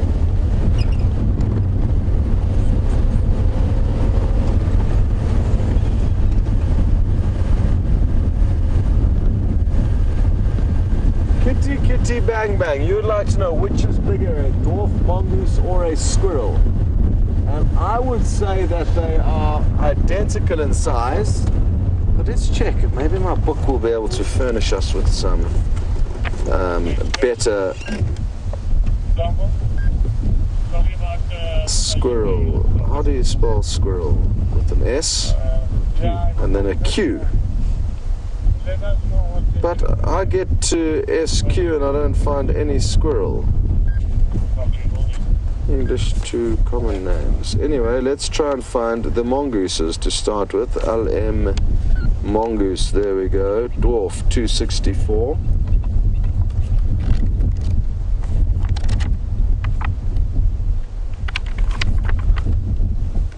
Okay. Weight 220 to 350 grams on average. So there we go. These are our dwarf mongoose friends. Now, to try and find the tree squirrel. Let me go back to the index. And I would like you to all journey with me. Here we go. QRS. Okay, we're going to send you over to James quickly. He's got some birds all lined up and ready for action. Look at that, everyone. Little white-crowned shrikes. I'm sure they must be fairly new. They're not communal birds at all. I'm sure those are recently fledged from the nest, and they're all huddling for warmth on little branches around here. Let's sneak forward and see if we can't see them again. We first spotted them much closer than that, but they didn't really like the sound of the vehicle. There they go. Oh, I think they're gone.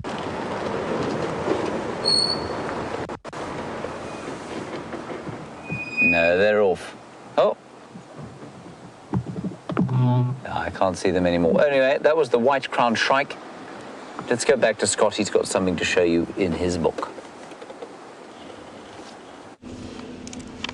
Okay, well, sadly, my book appears not to have what we are looking for. They've got ground squirrels, but not tree squirrels, which is what we're looking for here. So I can't find you the weights of them, but I'm sure that they are very, very similar in size and weight. Like I said, that these aren't the critters we're looking for. This is an interesting creature that we also don't get here, called the spring hare. It's like part kangaroo, part rabbit. It jumps on its back legs. And those two little front arms stay elevated as it moves, as it propels itself through the bush. It's a nocturnal critter.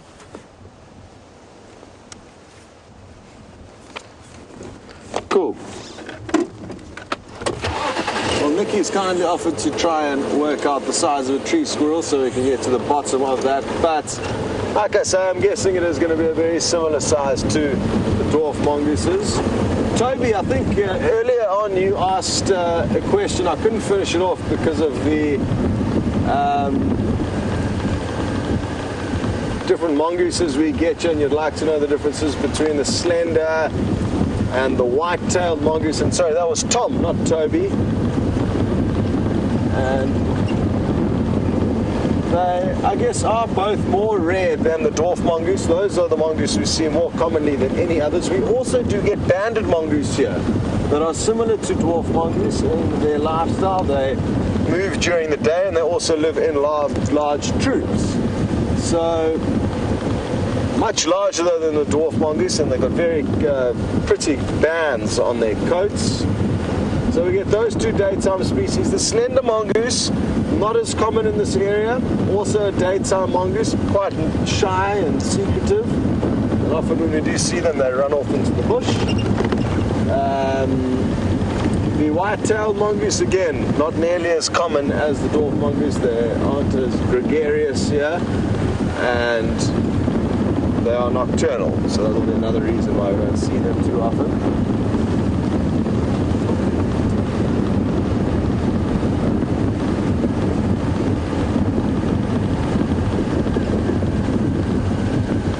Oh, interesting. The American red squirrel, thanks Tom, is a very similar weight, 230 to 340 grams, I think it is. So much of a muchness with the dwarf mongoose, whose weight we just got out the book.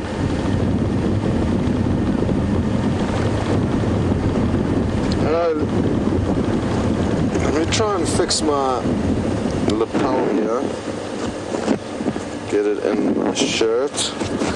As I'm told, you guys are having some trouble with the wind that it's picking up. That should help.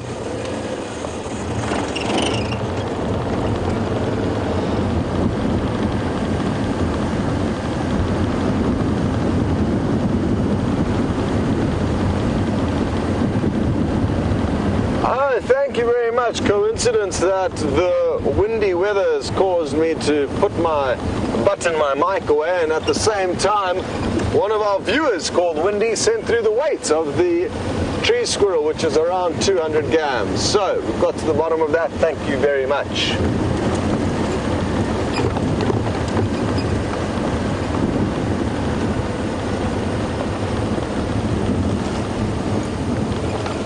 And not only a big thank you to Windy, but a big thanks to everyone who is now, or who has just sent through all of the weights of these squirrels that we're hoping to find out. They're all flooding into the final control room now.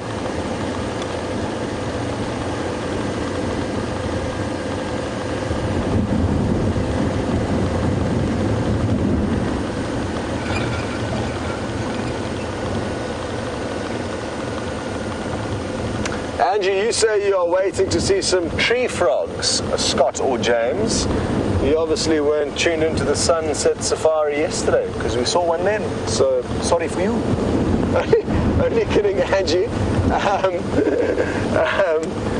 We would love to find you some more tree frogs, and who knows, maybe I'll get a chance to drive past that same tree where I saw one yesterday, and it could still be there.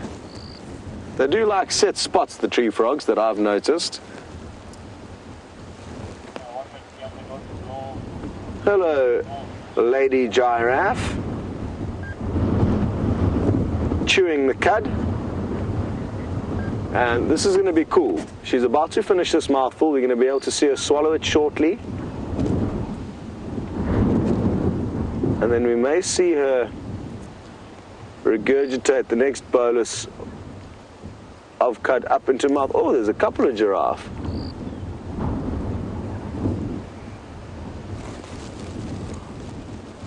Okay, I think she has just swallowed. Try and zoom in there quick, Wium, if you don't mind. We may see the next bolus of cud. Oh, there we go. Boom, popped into her mouth there. You may have just caught the end of that. Interesting to see how different the shades are of these two. The one on the left is a light brown, the one on the right is a darker, dirtier brown, and there's still two more coming that look like possibly the offspring of these fine ladies. Another 3.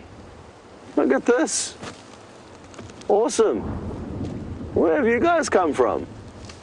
I haven't seen this many giraffe in quite some time. Just going to reverse quickly. Try and get us into the best possible spot to watch them come past us.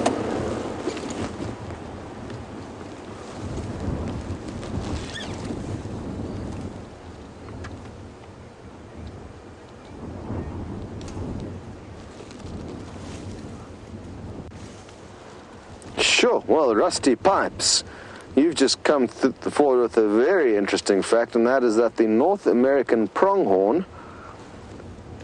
Oh, look at that. Is that a scar? That does look like a big scar. Well spotted, Wium. That the North American pronghorn is related to the giraffe. Fascinating. I wonder what other African species it may be related to, if it is just the giraffe. And obviously, before all of the continents split, the pronghorn and the giraffe were possibly evolving from a similar species or the same species. And that is a first for me, so thank you, Rusty Pipes, for that info.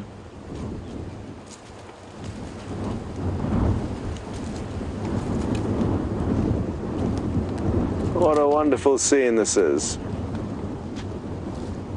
As this journey of giraffe, or tower of giraffe, to different collective nouns that can be used for them.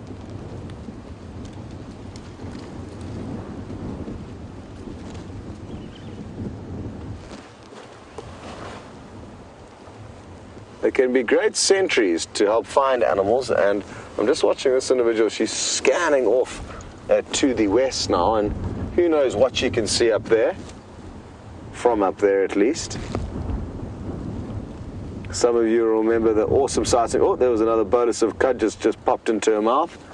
Some of you will remember the epic sighting of a giraffe that helped us find Shadow, who we then watched and waited as she called desperately looking for her young male cub, who eventually arrived onto the scene, and we were spoiled with a wonderful, wonderful reunion of the two of them.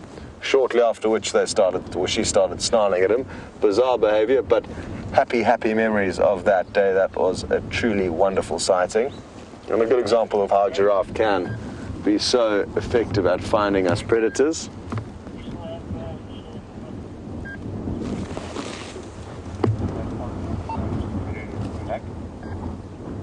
They are coming west from Clearing. Just confirm the Just listening to the game drive radio, they found a leopard, but it sounds like it's out of our area of traverse.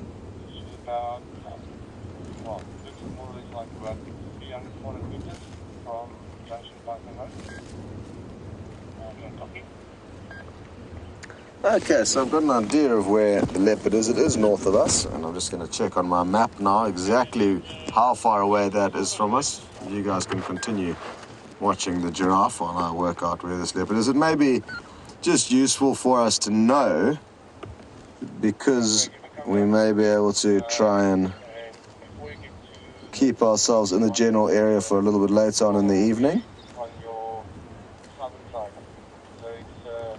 Okay, well, we're going to race you across to James, who's got an interesting sighting waiting for you. Just quickly, everybody, I think that is a dark form Wahlberg's eagle. The nest is not too far from here. There's that Wahlberg's who lives with a pale form. They're a pair that come back to a nest here every single year. And there's just one thing interesting I want to show you about this bird, is that he's disproving a lot of misconceptions. We tend to think of birds as sleeping with their heads under their wings. They don't do that. What they do is they turn their heads almost 180 degrees and rest the head so that the muscles don't have to work on the kind of shoulder. And that's what he's doing there. And then they do sometimes stand on only one leg while they're sleeping. And that is not, it's so that they can fold that leg up inside and under the feathers, and that reduces the amount of heat loss through the legs. Isn't that amazing? Anyway, other than those quite interesting facts, he's not a particularly interesting sighting. So let's head back to Scott and his giraffe, and we're going to continue towards Treehouse Dam.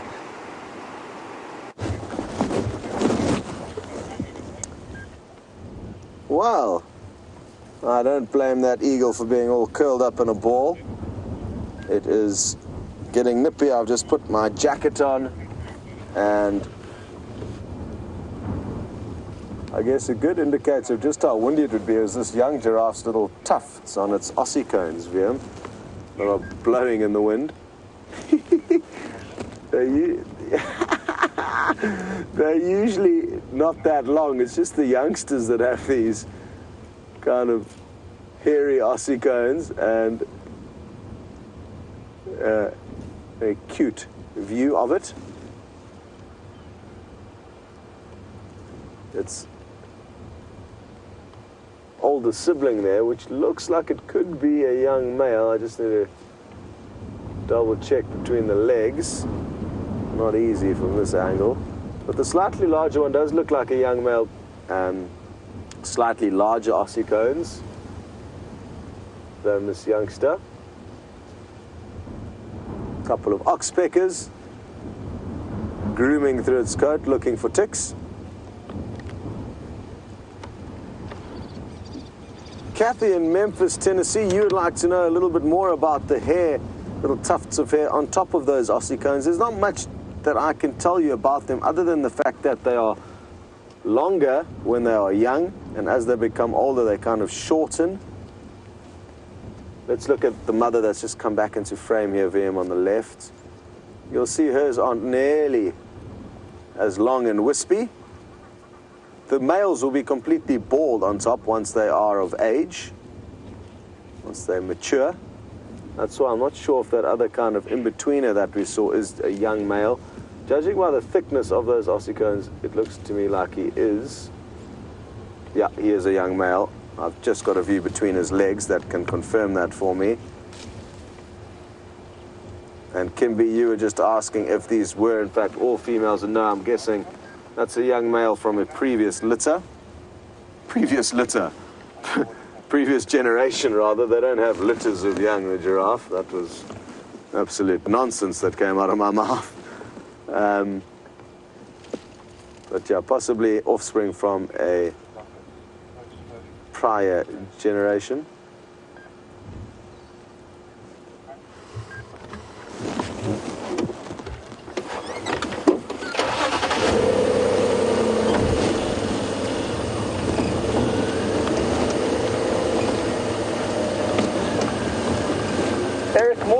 Virginia Beach, you're asking if it is known how many times cud needs to be chewed before in fact it goes into the final fourth chambered stomach, and I don't have a clue. Maybe somebody else knows. They'll need to chew on it at least once to get into the first stomach, and then they'll regurgitate it, I'm guessing, maybe just once, that they re-chew on it once it's been broken down a little bit by the digestive juices. Oh, we're getting some incredible views here. Look at this. Yeah, he's right in front of you, just on the other side of the fish. Look at this. This is so cool. Look at that long tongue of hers, trying to assist as she feeds on a very thorny acacia tree. Got nasty little hook thorns.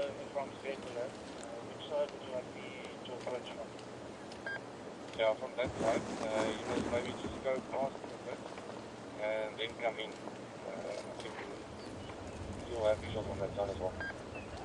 Okay.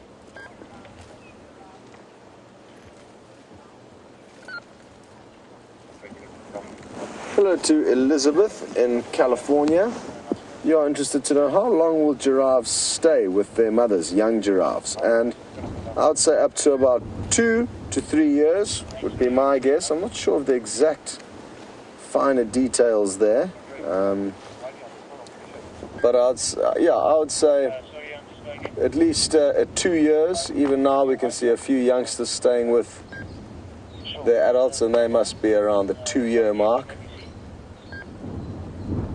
before they go off and do their own thing. You may find that females may stay with their mother for even longer than that, just join into the herd, whereas males will be more inclined to leave sooner, go off and do their own thing, join a small bachelor group.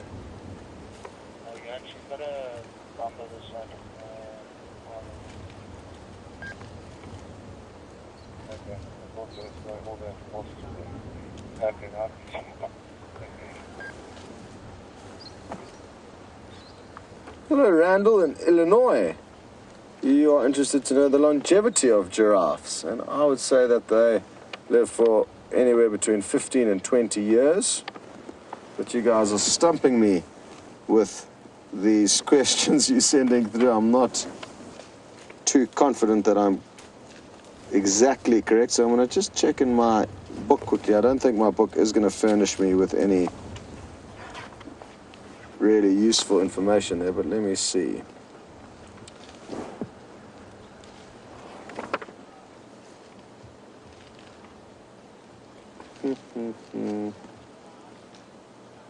Okay, average lifespan in the wild is 25 years, according to some studies. So I was a little bit, I didn't give them enough credit there. I only said 15 to 20. As a general rule, though, Randall and everyone, the bigger the animal, the longer they live for, especially with the herbivores. The small antelope don't live for nearly as long as the big antelope or herbivores.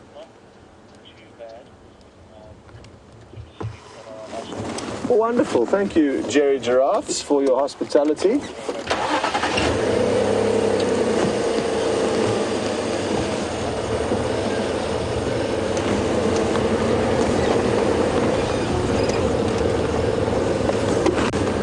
JD, hello.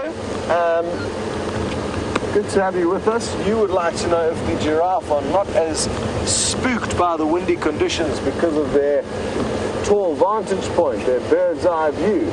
And yes, I think that is a very, very plausible theory. They will, however, be a little bit more nervous in the wind. Even just the movements of bushes can throw animals like giraffe off, because they might not be sure what is moving. Is it an animal? Is it a predator? Is it just a bush? But yes, judging by their mood and that side, I think they're not nearly as skittish as some of the other animals that are closer to the ground. Check your mic just pointing up. It is pointing up. No, it's not. There we go, Wium. Wium worked out that my mic was pointing downhill, but I don't know how I'm going to rectify this, because if it's going to be tucked into my shirt, when in doubt, gaffer tape. Let's see if we can do some running repairs here.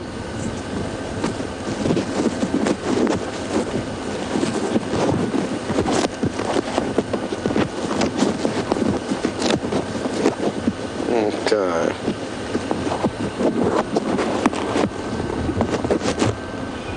Okay. Maybe that will do. Well, James has got some exciting prospects. He is off the vehicle following up on some alarm calls. So, maybe, just maybe, he's going to be back in the vehicle shortly with some good news regarding a predator that he has just found. It's an exhilarating feeling getting off the vehicle and going exploring, especially when there's alarm calls in any area. But you do have to prepare yourself for the worst, because so often you come up with nothing. And I'm sure James, with all his experience, is fully aware of that. Oh. An African hawk eagle being chased by a fork-tailed drongo. I'm just going to try and pick a spot where we can stop. As to get you some views of it. But I don't think we're going to be lucky just here. Let's keep going. It's one of my favorite things to see.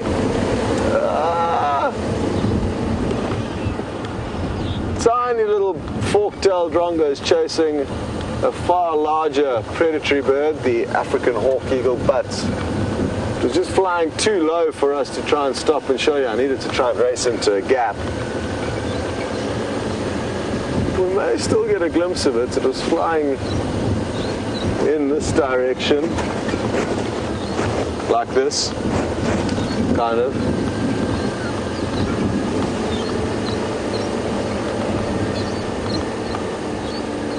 Aha! James has just got back to the vehicle, so why don't you guys go and find out what exactly was going on over there.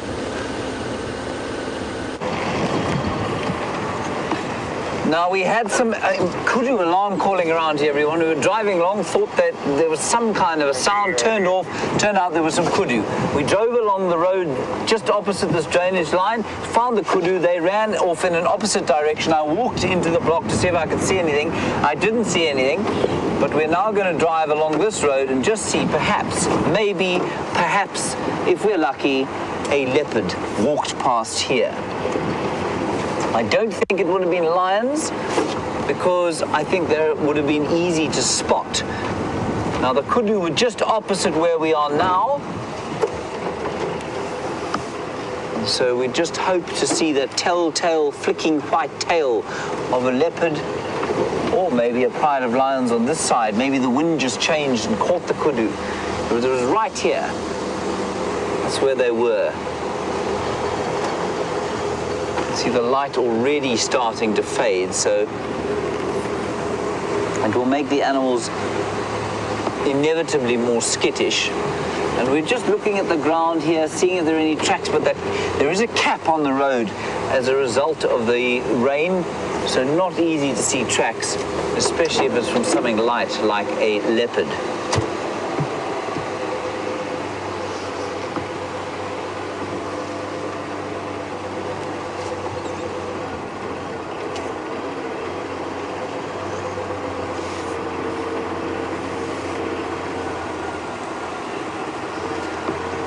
Now, Rita, you're in Johannesburg. Why are we driving along here hoping to find a leopard? I'm going to answer your question. You will excuse me if I don't look you in the eye, Rita. You want to know about the nyala, and you've read and heard that they are not endemic to this area and that they are taking over the habitat from the kudu, and why, therefore, are they allowed to remain? Why aren't they removed and relocated somewhere else? Rita? I am unconvinced by arguments that they are not endemic to this area. They're certainly, well, they're not endemic, but they are, I'm unconvinced that they're not indigenous to this area.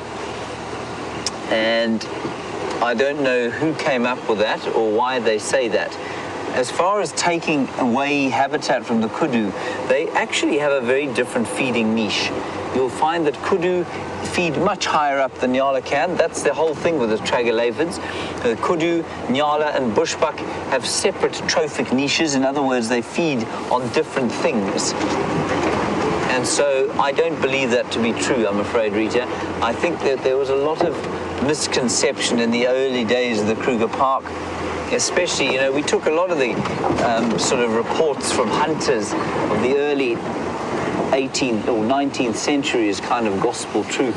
And I think that created quite a lot of misconception as to what was going on. So, Rita, I don't think that they are not indigenous to this area. I think the provision of artificial water by human beings has possibly made it more conducive for them and therefore easier for them to live. That is well possible. But I don't think that they're taking over any habitat from kudu. Let's do one more loop of this area. I am filled with a sense of, well, increased somberness now. We haven't found anything. Unless we go up the other way, Brian. They may have been yelling across the drainage line or something. Well, keep going.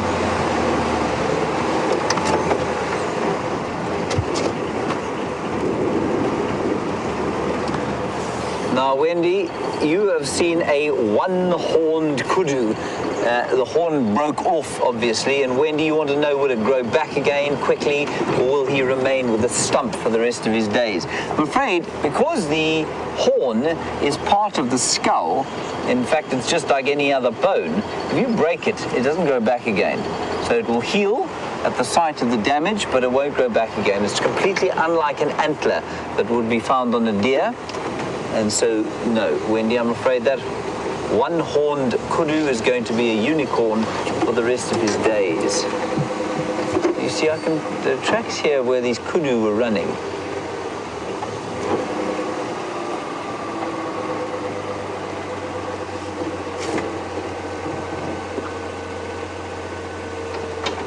But what they were running from, he could easily have driven past a leopard 3 or 4 times, of course. They are very clever at hiding.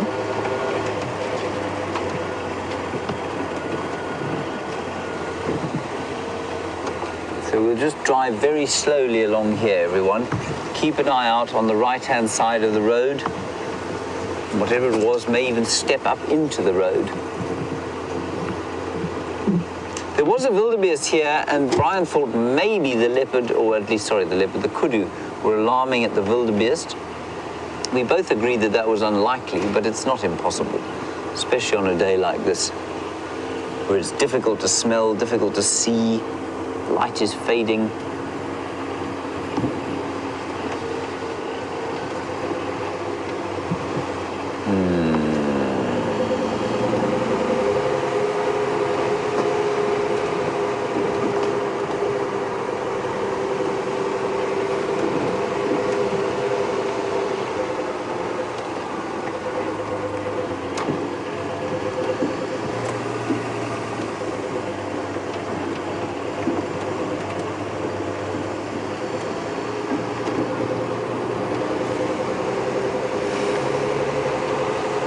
Now, Diane and Claire in Canada, you've done some research on perhaps that male leopard, and you've looked at yours, Dan House's photographs, and you say it is the male leopard who I think, if I'm not mistaken, is called Gijima, G-I-J-A-M-A, G-I-J-I-M-A, correct? Yes, that is the Zulu word for run. And so that would be appropriate for that leopard. And so, yeah, wonderful stuff. Thank you for that. And apparently he was seen mating with Karula last year. There's a bird alarm calling up here. A long-billed crombeck going... I don't know, it feels like something's going on here. You hear the bird there, Brian? But there are also some very relaxed-looking impala not too far away. What are you shouting at, bird? It's moving along through here. I'll just let you listen to it. I don't see any source of obvious alarm. Maybe there's a snake. It's definitely alarm calling. Can you see it there? Look at him. Isn't that a wonderful shot? That's the long-billed crombeck. He is deeply irked by something in here. And maybe for a few of you, it might be a new bird for your lists. Not easy to see unless they're totally distracted by something else. Yeah, she's just hoisted into a tree.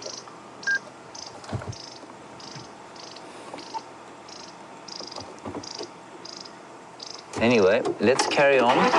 We go around the other side of the dam.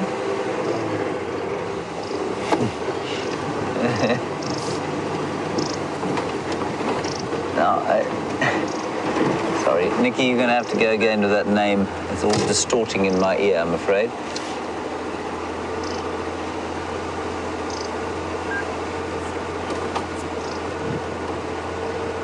Draw, is that what you got, Brian? Yeah. Draw. Draw, you began your bird list just yesterday, and you have got 13 birds. Well, I mean, that's pretty good taking for one day. And I hope the long-billed crombeck is another one. I think that's pretty good. The Coqui Franklin must surely have been a new one for you today. And possibly those African hawk eagles that Scott showed you would have been new ones as well. So we're now on the dam wall, gives us a bit of elevation. And Tom, apparently that's a new one for you, so you're quite excited about that. Good stuff. Well, this dam wall seems to be subsiding on each side every time I go over it, and so I never want to look to the side when we're going over the top.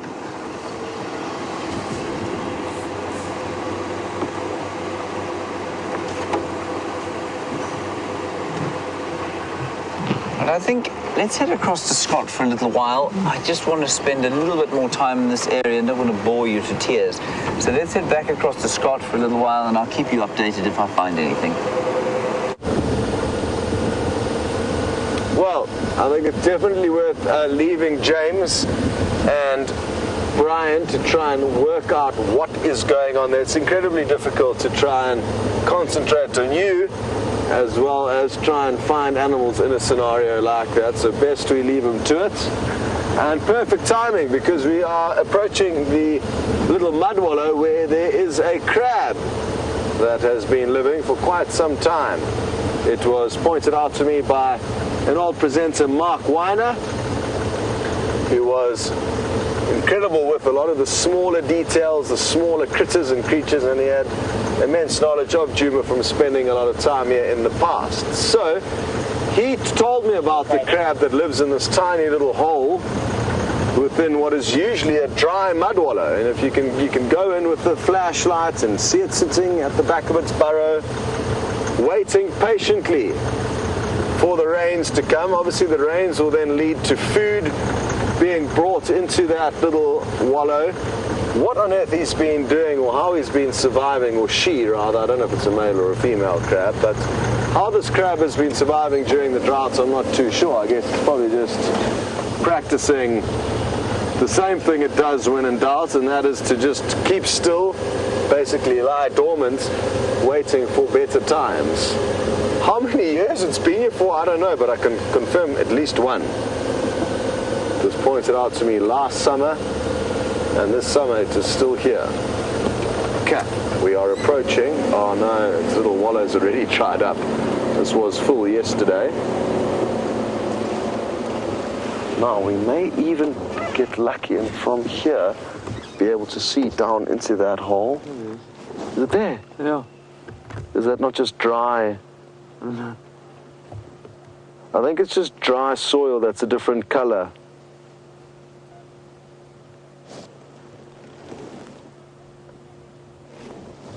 Although apparently you guys might be able to see little pincers, or I certainly can't. I'm looking on my... Oh, no ways. On the far right you can see a pincer, I'm told. I can't, but obviously... Let me try and reposition the vehicle ever so slightly. Isn't this fun? Keep zoomed in there, Wium, if you don't mind. I'll just try and give us a slightly different angle.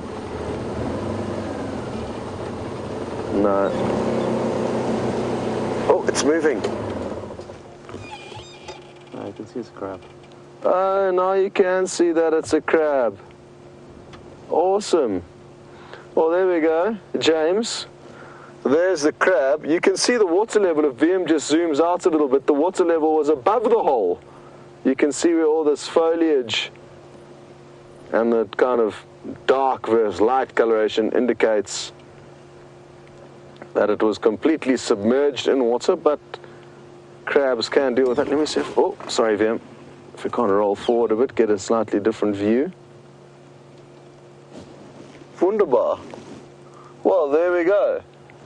There is the crab in its hole. I'm hoping it managed to forage on something to feed on. That moisture would have brought yesterday. Fascinating though that there's a crab living all the way out here. There's no rivers or water sources nearby. How it got here and how much longer it's going to be there for, I don't know. A bit of a lonely existence, sadly, it appears for it. Which is fascinating, and reason why we are so lucky to be exploring this place day in and day out, because we do get to know these kind of intricate, finer little details about some of the less well-known stars of the African wilderness, but still really interesting stories that they have.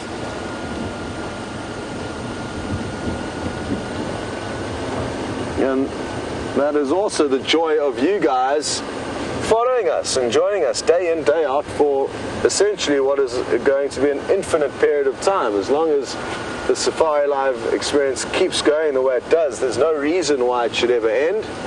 Obviously, we'll need continued support, and the more support we get, the better. But this could continue forever, here at Gijima possibly, and imagine how much we'll be able to understand and learn and know about the animals of this area as the years go by. So, really exciting future prospects.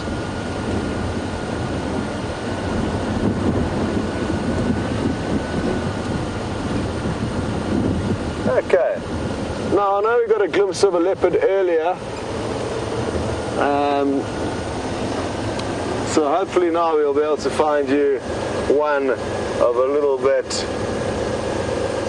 longer time, of a female. We're in the area of where we could bump into Karula, the queen of Gijima. So keep your eyes peeled. I know Wium's got that side of the vehicle covered, but you guys can try and cover the other areas.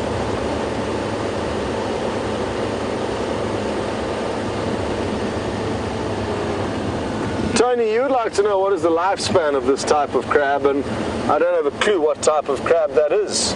So, yeah, I'm no crab expert, so I do not know. But maybe just a general lifespan, if somebody can try and work that out, of a freshwater crab. You know, we'd be able to learn a little bit about them. But yeah, I'm clueless with regards to crustaceans and their lifespan.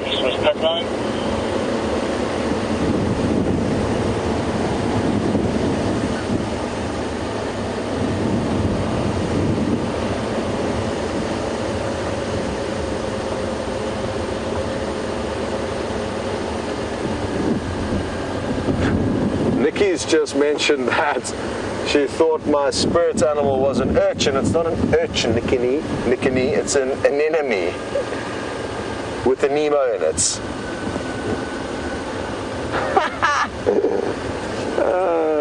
So, different story.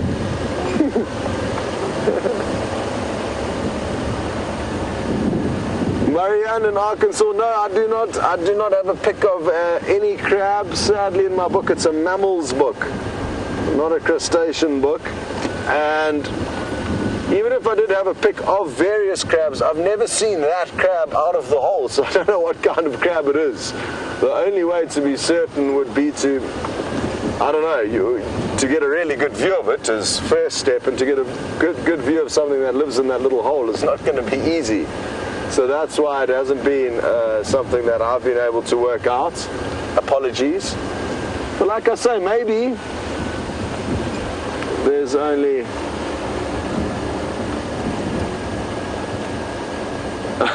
Gerda's busy enjoying a crab sandwich while watching a crab on Safari Live. But, oh sorry, not a crab sandwich, a crab salad. Low carb diet, Gerda, very nice. Yes, I don't know what else to say about that, but yes, we as humans do need to eat. I guess as long as we are trying to do it sustainably, that's all we can really aim for. But yeah, I wish I had some more info on these crabs for you, but maybe you guys can help. Maybe there's not too many freshwater crabs that occur in this part of South Africa. I don't have the means of trying to research that now, though.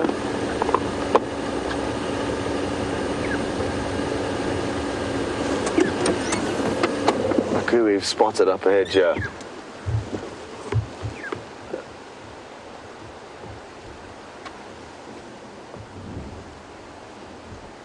That is a long-distance visual of Brian Joubert and Mr. James Hendry. Look at them wobbling about. Boink, boink. Big thumbs up from Brian. And Angie, while they make their way to us, you'd like to know a little bit more about my hometown, Durban, as you are coming out here soon.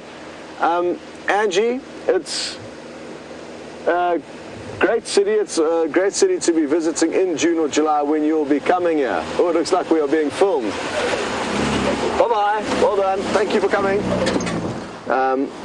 Off they go, just like that. It's interesting stuff. It looks like he's going to stop and reverse. He likes to play these games, Mr. Henry, where he pretends you don't even exist, and then he comes back and makes you laugh with a funny joke, no doubt. Hello. Hello, everyone. I'm sorry, we have to make some fun with the entertainment out here. I found it very entertaining, thank you. Good, thank you. I hope you did too, everyone. And Wium, did you find it entertaining? No.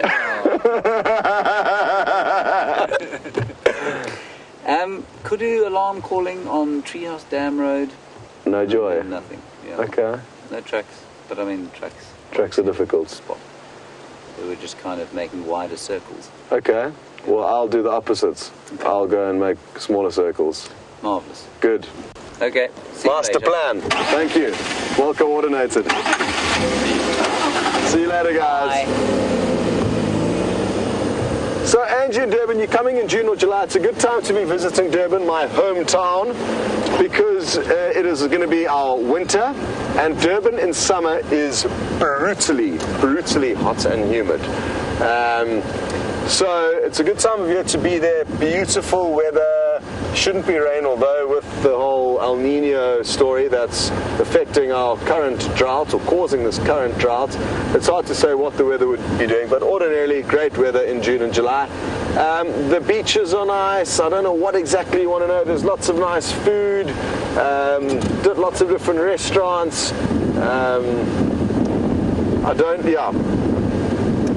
I don't know how much exactly what you want to know. I don't know if you want to know about wilderness areas that surround there. I don't know if you want to go clubbing. I don't know what you want to do. So if you maybe pop FC an email as to what you're trying to find out, then I'll be able to try and get back to you with what exactly I recommend or suggest. So that's going to be the best way to go about that. Good.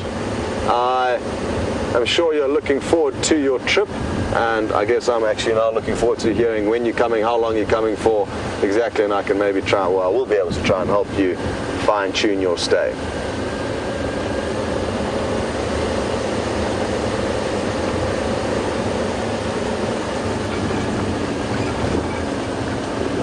Lucy in Indiana, you have come up with a marvelous idea. After James's successful rain dance, I mean, he did have some help with David and Sam. Who knows, maybe they were the reasons. Their dance moves were quite spectacular, as were James's though. Either way, after the successful rain dance a few nights ago, you're suggesting that he should do some kind of an animal dance, and I agree. My history and expertise in this field suggests that a four-legged animal dance, therefore being on all fours, maybe even just running on all fours, would be a useful start. That was something that he could think of incorporating into that dance, and we'll be sure to pass that on to him. I'm not convinced, though, whether we will be able to get him to do that. I think he's going to try and rely on his experience of the African wilderness to try and track down game, as opposed to rely on dance moves.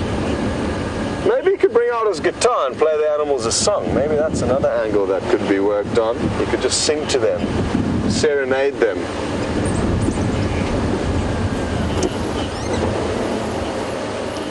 Just heard an unhappy dwarf mongoose. Chee-chee, chee-chee.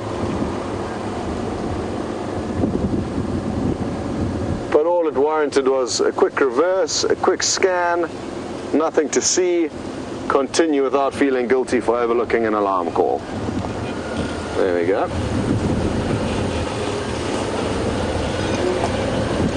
Well, we are now moving into the area that James has just moved out of. Maybe we will be able to have a bit more joy than him regarding finding what this kudu was barking at. And because you have been driving around here with him, we may as well send you off to some new scenery where he is right now. Toodle-doo.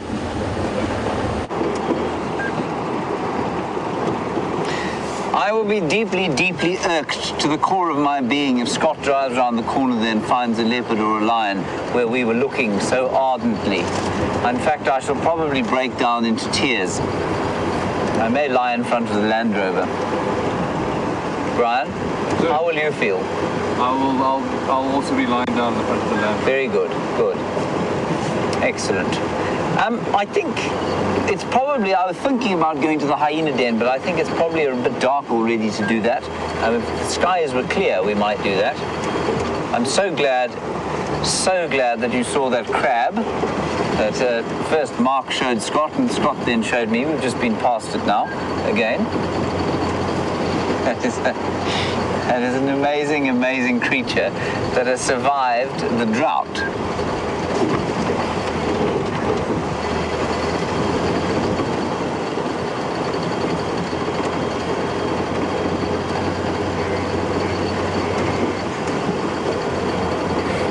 And what I can do, apparently Scott didn't have a picture of it. I've got one of these multi-guides, which doesn't have much in-depth information, but it does have a picture of what will be a similar kind of a freshwater crab. Let me just find it. It's not a butterfly, is it, Brian? It's not the same as a butterfly at all, really. Similar, but not really. Similar, but not the same. No. A crustacean. Now, of course, it is a crustacean. And a crustacean, of course, is different from an insect or an arachnid. And they're sort of classed along with the lower invertebrates, which I think is probably slightly unfair. Anyway, there is the freshwater crab. 5 pairs of limbs, of course. Remember that a crab is a cephalopod. It has got 10 feet. And it just says inhabits streams and shallow fresh water. It is dull to dark grey. No, that's a woodlouse. Hang on. Inhabits streams and shallow fresh water, burrows into banks and forages there from feeding on detritus. So it'll feed on dead plant matter, basically. It'll probably also feed on dead, it's a scavenger. It'll probably feed on dead insects and that sort of thing as well. Male and female mate facing each other. Female carries eggs until they hatch throughout South Africa. Well, if this is a male or a female, it's a very lonely crab, and it's been there for at least a year. I don't know what the lifespan of a freshwater crab is. Now, I mean, it says here order Decapoda, okay, so it's a decapod, sorry, not a cephalopod. A decapod. An order, for example, is an extremely wide-ranging group. So it would be like saying a herbivore or a carnivore. It's that wide. So I mean, there are probably hundreds of different species of freshwater crabs, as there are hundreds of different species of herbivore. And although they all look to us to be relatively similar, they'll all have different kinds of habits and do different things. And this one must have a particularly impressive way of finding friends, because if it's out there in that little hole on its own, I'd have no idea how on earth it's going to become a friend. You know, of course, this is going to be a very poor joke, I warn you, Brian. You know what we call crabs that live on their own, and sometimes they live in shells. You know, when they like to be on their own, they are called hermit crabs. Ah.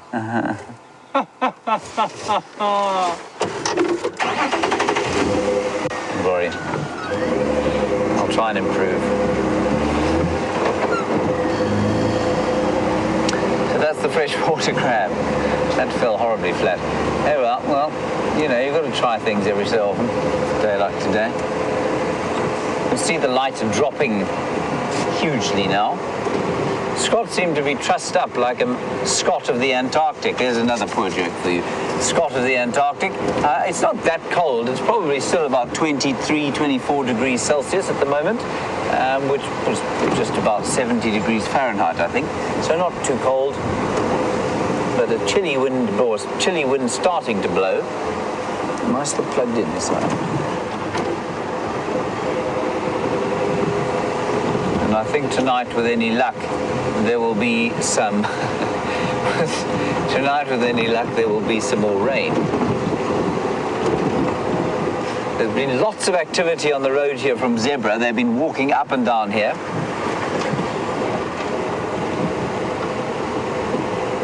Look, there's the zebra right now.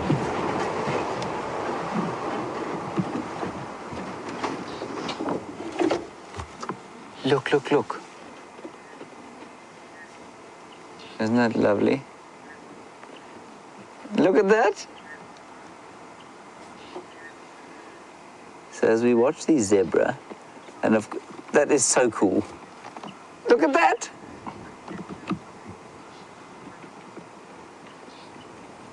They are so fast. Look at the speed that animal is moving. They are just like any young mammal has to do this. Brian, this is incredible.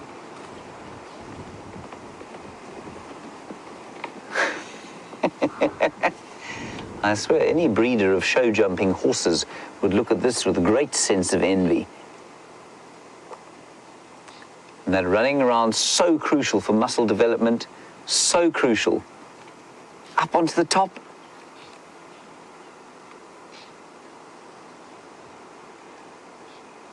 Look at that. So the one on the top is slightly older than the one on the left, but not an adult yet, and so I think that's why it was also playing around. But the little one is just full of beans.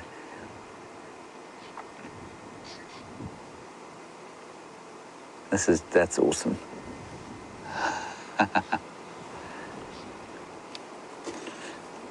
Donna, an interesting one. You say, is it true that zebra can be really aggressive towards humans? They can be incredibly aggressive towards each other, towards other species, and I'm afraid I have read, Donna.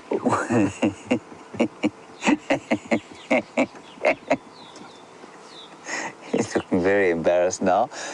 Donna, I have read that there are more zookeepers and zoo workers injured by zebras than there are by any other animal kept in a zoo. So yes, they can be quite nasty. And the other interesting thing about that, of course, is that they have never been domesticated fully.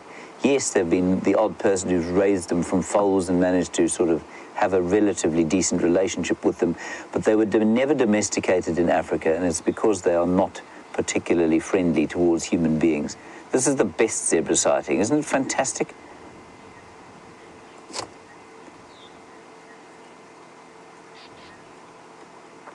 So I don't think the zebras are having too much of a tough time from the drought. I've said that before. These guys look in very good nick indeed. And it's one of the reasons they'll be on the termite mound, of course, because the grass there is that much more nutritious. The termites have put their dung and their saliva and their fungus and gathered all the wood together, dragged it under the ground, and it's created a sort of really fertile compost. And that makes the grass on top of the mounds that much more tasty. So tasty, in fact, that little foal is unable to leave the grazing for long enough to go running.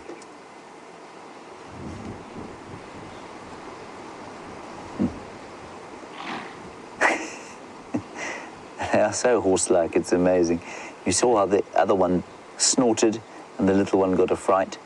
And I saw a wonderful caption the other day on a picture of this massive horse, and the horse was looking with an expression of surprise into the lens. And the caption was, "Yes, I weigh 1,100 pounds, and yes, I'm afraid of a small plastic bag." And I get the same feeling from zebras. There you go, it's like the older one.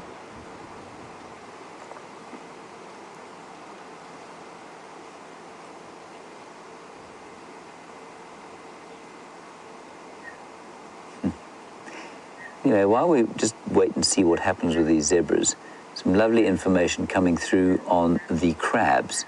And we've got 3 examples of 3 species. And so there really is a huge kind of difference in how long they live. A blue crab apparently up to 8 years. A hermit crab, and I'm sure there are lots of different species of hermit crabs, up to 70 years, 30 to 70 years. And then there was another species mentioned that lives around 10 years. So I think that we can certainly safely say that the crab in that hole, that freshwater crab, would live a good few years at least.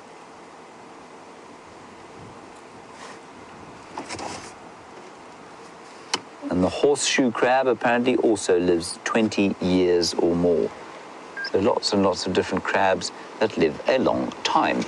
Marvelous, marvelous zebra sighting. Thank you. I think that precludes the need for me to do any kind of animal dance. Thank goodness. Don't you, Brian? Not required. Animal dancing.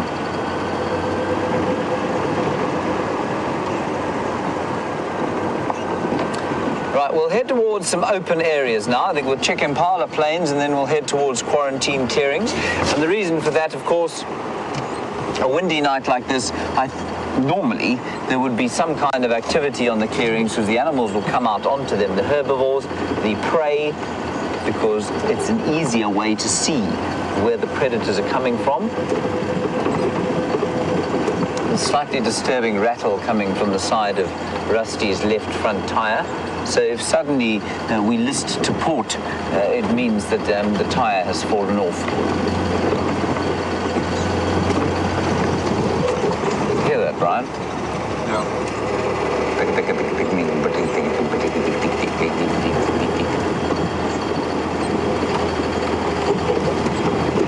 We'll have to get it looked at in the morning.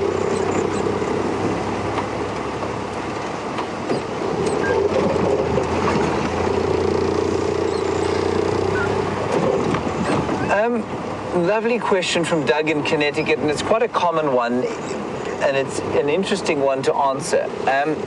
Doug, you want to know about twins, and is it possible for zebra to have twins? Doug, as far as I'm aware, it is possible, yes. It is extremely uncommon, though. It's even possible with elephants, and I think it's possible with just about all animals out here.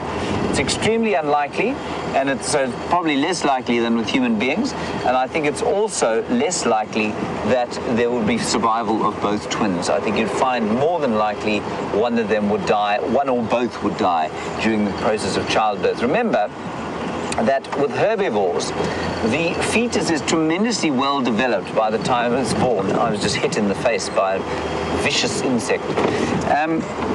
Tremendously well developed, and so the fetus is very large when it's born. And if you look at the animals that have multiple births, something like a rat, for example, or a rabbit, which is a wonderful example, they're born altricial, very small, and blind and often furless. All the predators have got babies like that, which means that they can give birth to more than one. It's not difficult for the mother to carry more than one fetus. But for those that are going to be precocial, so animals that are born able to run almost immediately, to have two fetuses of that size inside will almost certainly result in some kind of malformation, probably, or even death. So yes, it is possible, but it's highly unlikely that both would survive. And human beings, of course, lie somewhere in the middle. Our babies are completely altricial.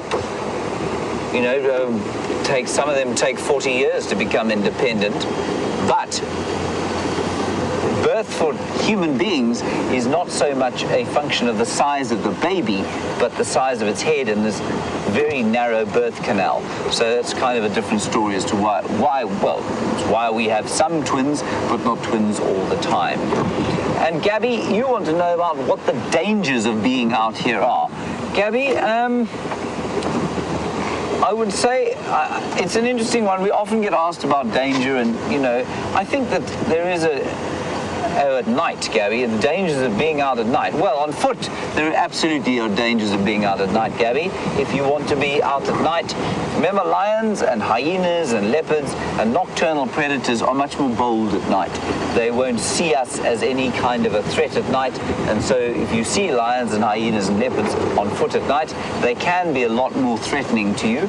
Then, of course, most obviously, to walk around here at night, if you can't see anything, you're going to surprise something. So a lot of the injuries that buffalo cause to people are at night in these camps, where you walk past the buffaloes quietly chewing the cud behind a bush or behind a building or something like that, and you walk into him and he gets a fright and he just charges. And that does happen every so often, so you need to walk with a torch at night, and as long as you do that, it's fine. Hippos, same story. They come out of the water at night time. You can't see, they don't see so well, and so if you walk into them, they can be quite dangerous. So those are the sorts of things. It's all got to do with the darkness and the fact that animals can't see, and therefore they're much more likely to become threatened by a human presence. But Gabby, otherwise, no, not enormous dangers. As long as you're careful, we always insist that if people go out sort of outside the perimeters of the camp just to fetch something perhaps, or lock the gate or something like that, then they will have to take a torch. And certainly in all the lodges, none of the guests are allowed to move around at night without a security guard with a big bright torch, just so that you can see what's going on. Thanks, Gabby. Nice question. As we go into the night.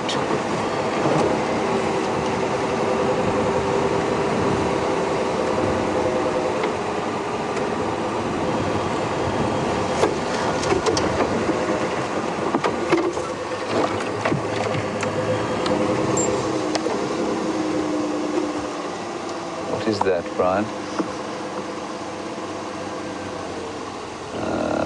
Is it a... Oh, it's a steenbok. Now, Tony, you're in Holland, and you're saying you're planning to come out here next year, which is wonderful news. Thank you for doing that. Please come to South Africa. We can use all the tourists we can get, so that would be great. And you say you were reading up on the Kruger sightings just to keep abreast of what's going on. And I think you were talking about the Orpen pack of dogs being 25 kilometers from Orpen Gate. I think is that correct, Nikki? Is that what was going on there? Right. And you want to know, is that possible? How big are their territories? They don't have territories, Tony. They have home ranges, and they can vary from 450 square kilometers, so that's 45,000 hectares, so that is 30 times the size of this land that we're driving on, 30 times, up to 1,000 square kilometers, so up to 100,000 hectares. So that's an enormous range. And sometimes they'll be, you've seen it. They've been in this area, they'll be here for kind of 2 or 3 days, maybe a week, maybe 2 weeks, and then they're gone. And they'll come back maybe 2 months later. So they move massive, massive distances. So when you say 25 to 30 kilometers from Orpen Gate, no, that doesn't surprise me at all. It's completely normal. And that's not exclusive home range. Remember, they don't mark territory in the same way that any of the other dogs do.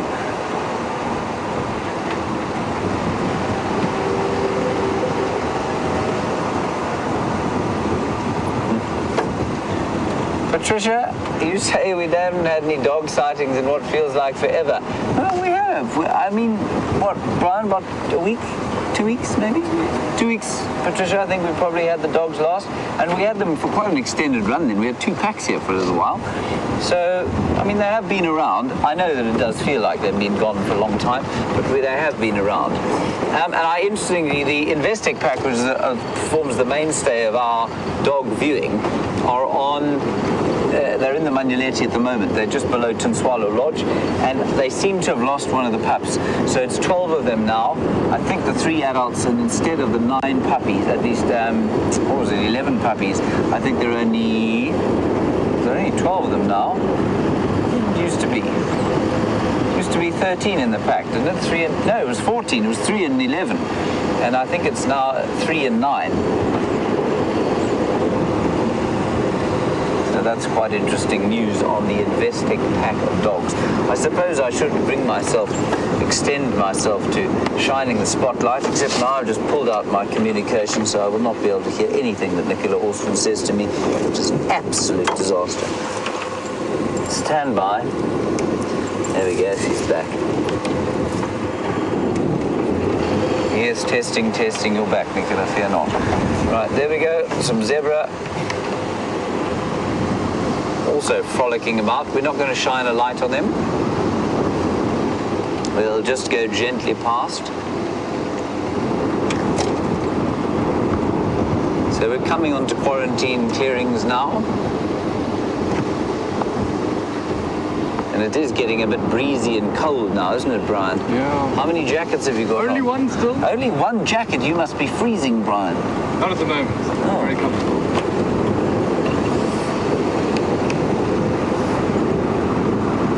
Oh, here comes some impalas running along.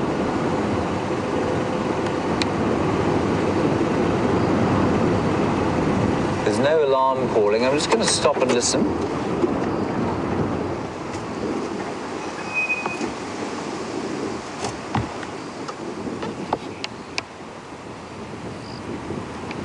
You can see the shining eyes of the impala. They don't seem to be doing anything.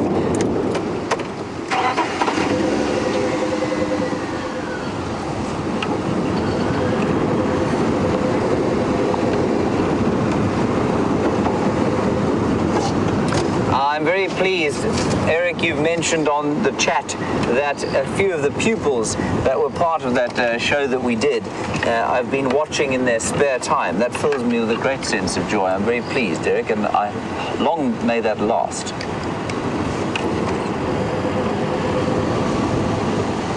We're just going to pop to the end of quarantine here, and if we don't come up with anything, we'll head across to Scott.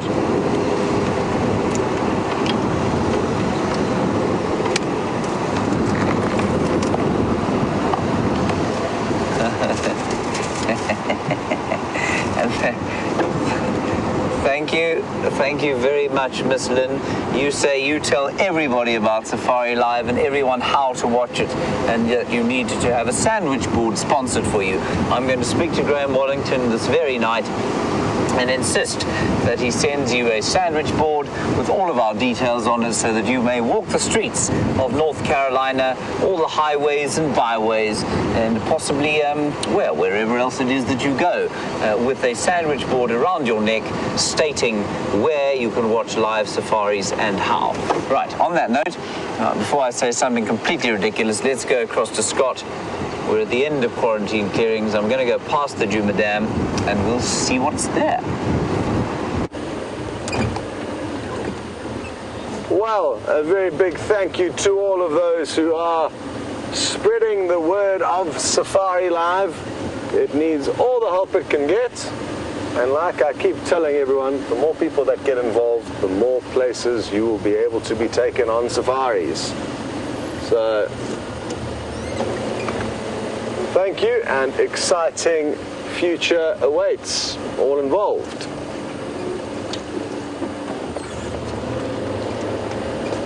I'm hoping, I'm in kind of snake mode at the moment. It's funny how you go through different modes of what you may be hoping to find, and at the moment I'm in snake mode, specifically African rock python mode.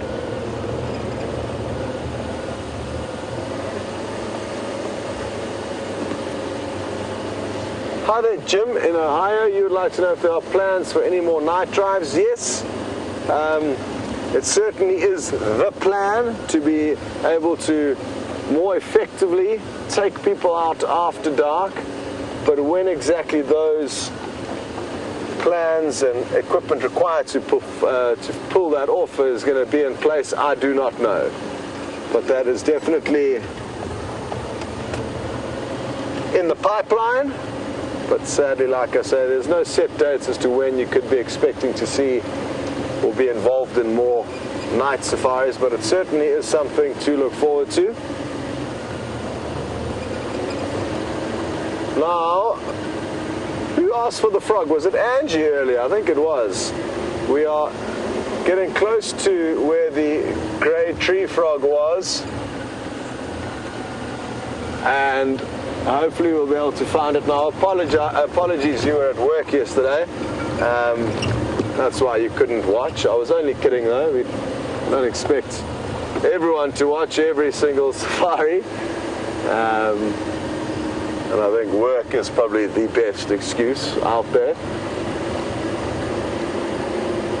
But it was just on the left-hand side of the road, a couple of 100 meters ahead of us. So we'll scan very carefully when we get to it. There's a fallen down knobthorn acacia that we spotted it in. It was quite easy to spot because it it had made its color a very white shade. They can alter their skin color depending on what they are wanting to achieve, and it was obviously trying to keep cool because it had made itself very white, interestingly. Why, I'm not sure, because it wasn't the hottest of days, so interesting, but they're usually a more grey, dark, mottled color.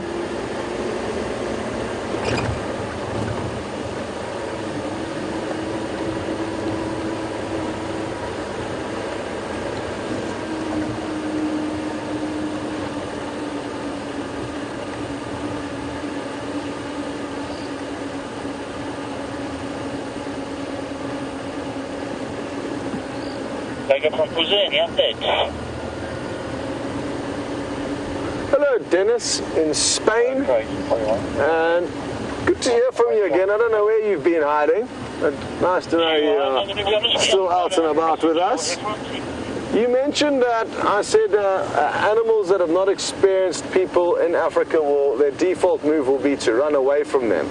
But you are asking whether that would be the same for young children. Because you noticed in a zoo nearby, or recently, that a jaguar was fixated on the children, but not the adults, or a predator at least, maybe not a jaguar. Yes, I think children will be a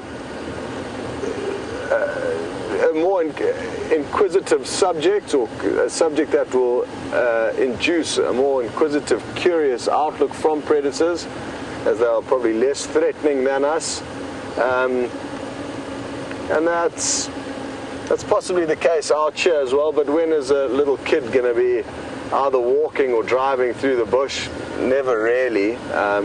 So it's not really applicable in the wild. And I'd be careful also on that topic of, here's the tree where the frog was in. I can't see it though, but I'm going to jump out and have a closer look around. Let me just scan around first. It was sitting right on that little branch that I'm shining the lights on now, Wium, where there's a little kind of knob or node. Let me move forward. It was sitting, yeah, right there. Right there yesterday. Oh.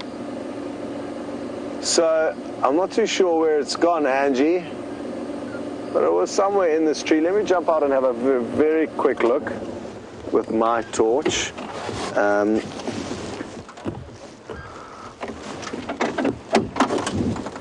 Okay.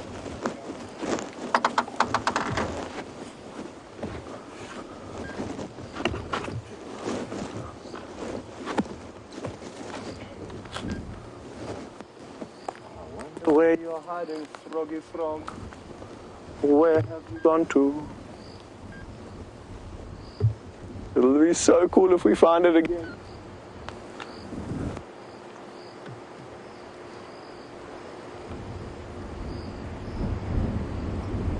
No joy at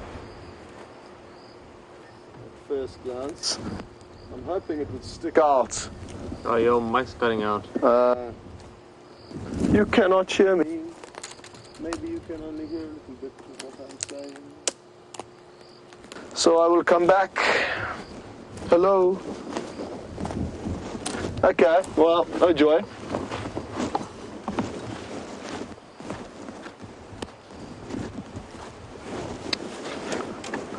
So yes, but like I was saying, Daniel, in Spain, I would be cautious of reading too much into captive wild, sorry, Dennis, in Spain, I'd be cautious to read too much into behavior of wild animals in captivity and then apply that same behavior to animals in the wild, because naturally being in captivity is going to cause them to act, well, strangely, I don't know if that's the right word, but not as they would in the wild.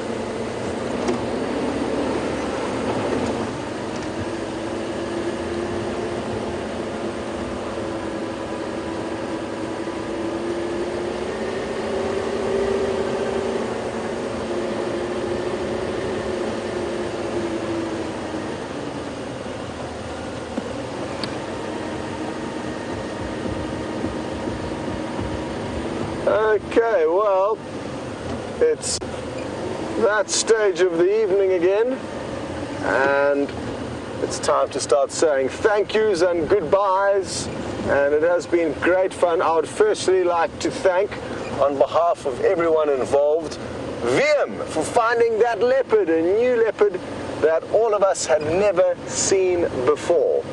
So, that is the first and most important thank you. The rest is obviously you guys for being there to see it. Nikki, Louise and Leanne in the final control. Thank you for helping us out. Oh, there's a baby chameleon. It's this tiny one. I'm going to jump out. We got it there, Wium. Where did it go? Oh, there it is, top right. Now, to give you an idea of how small it is, I'm going to jump out quickly. It is minute. Oh, there goes my earpiece. Forgot to unplug it.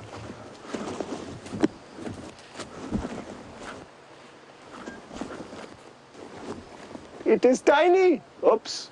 I bobbled its little branch quite a bit, so that gives you an idea of just how small it is. Minute.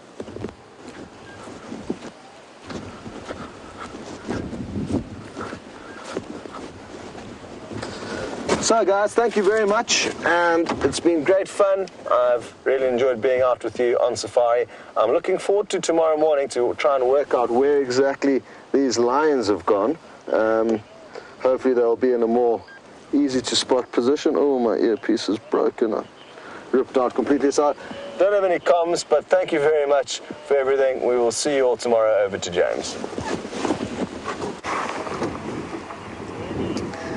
Well, we found a chameleon too, everybody, so nya. We didn't only find one chameleon though, did we, Brian? No. What did we find? We found another one. There's another one.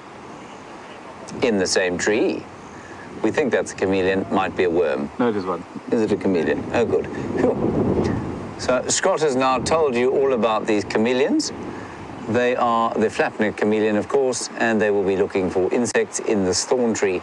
They're probably feeling quite spiky, and they're probably holding on for dear life, hoping not to be blown off the tree. And it does make me wonder why they would have chosen a tree like this, but I suspect it's an acacia tree, and therefore will attract the attentions of ants, and I wonder if the young chameleons like this, you see the very little ones, aren't quite partial to the odd ant meal, perhaps. Perhaps Polyrhynchus the ant with its beautiful lemon drop tasting abdomen. All right, let us continue. I was about to say that Scott, of course, thanked Wium for finding the leopard, and I was about to say, well, Brian, shall I thank you for finding a wasp's nest, because we did find a wasp's nest, and then he spotted those chameleons and redeemed himself entirely.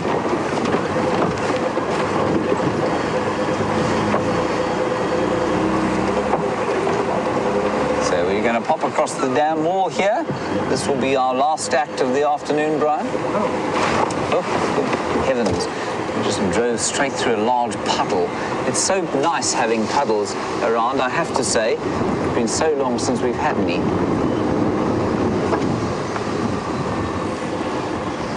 Well, I think we'll just stop here and have a little listen before I say goodbye to you.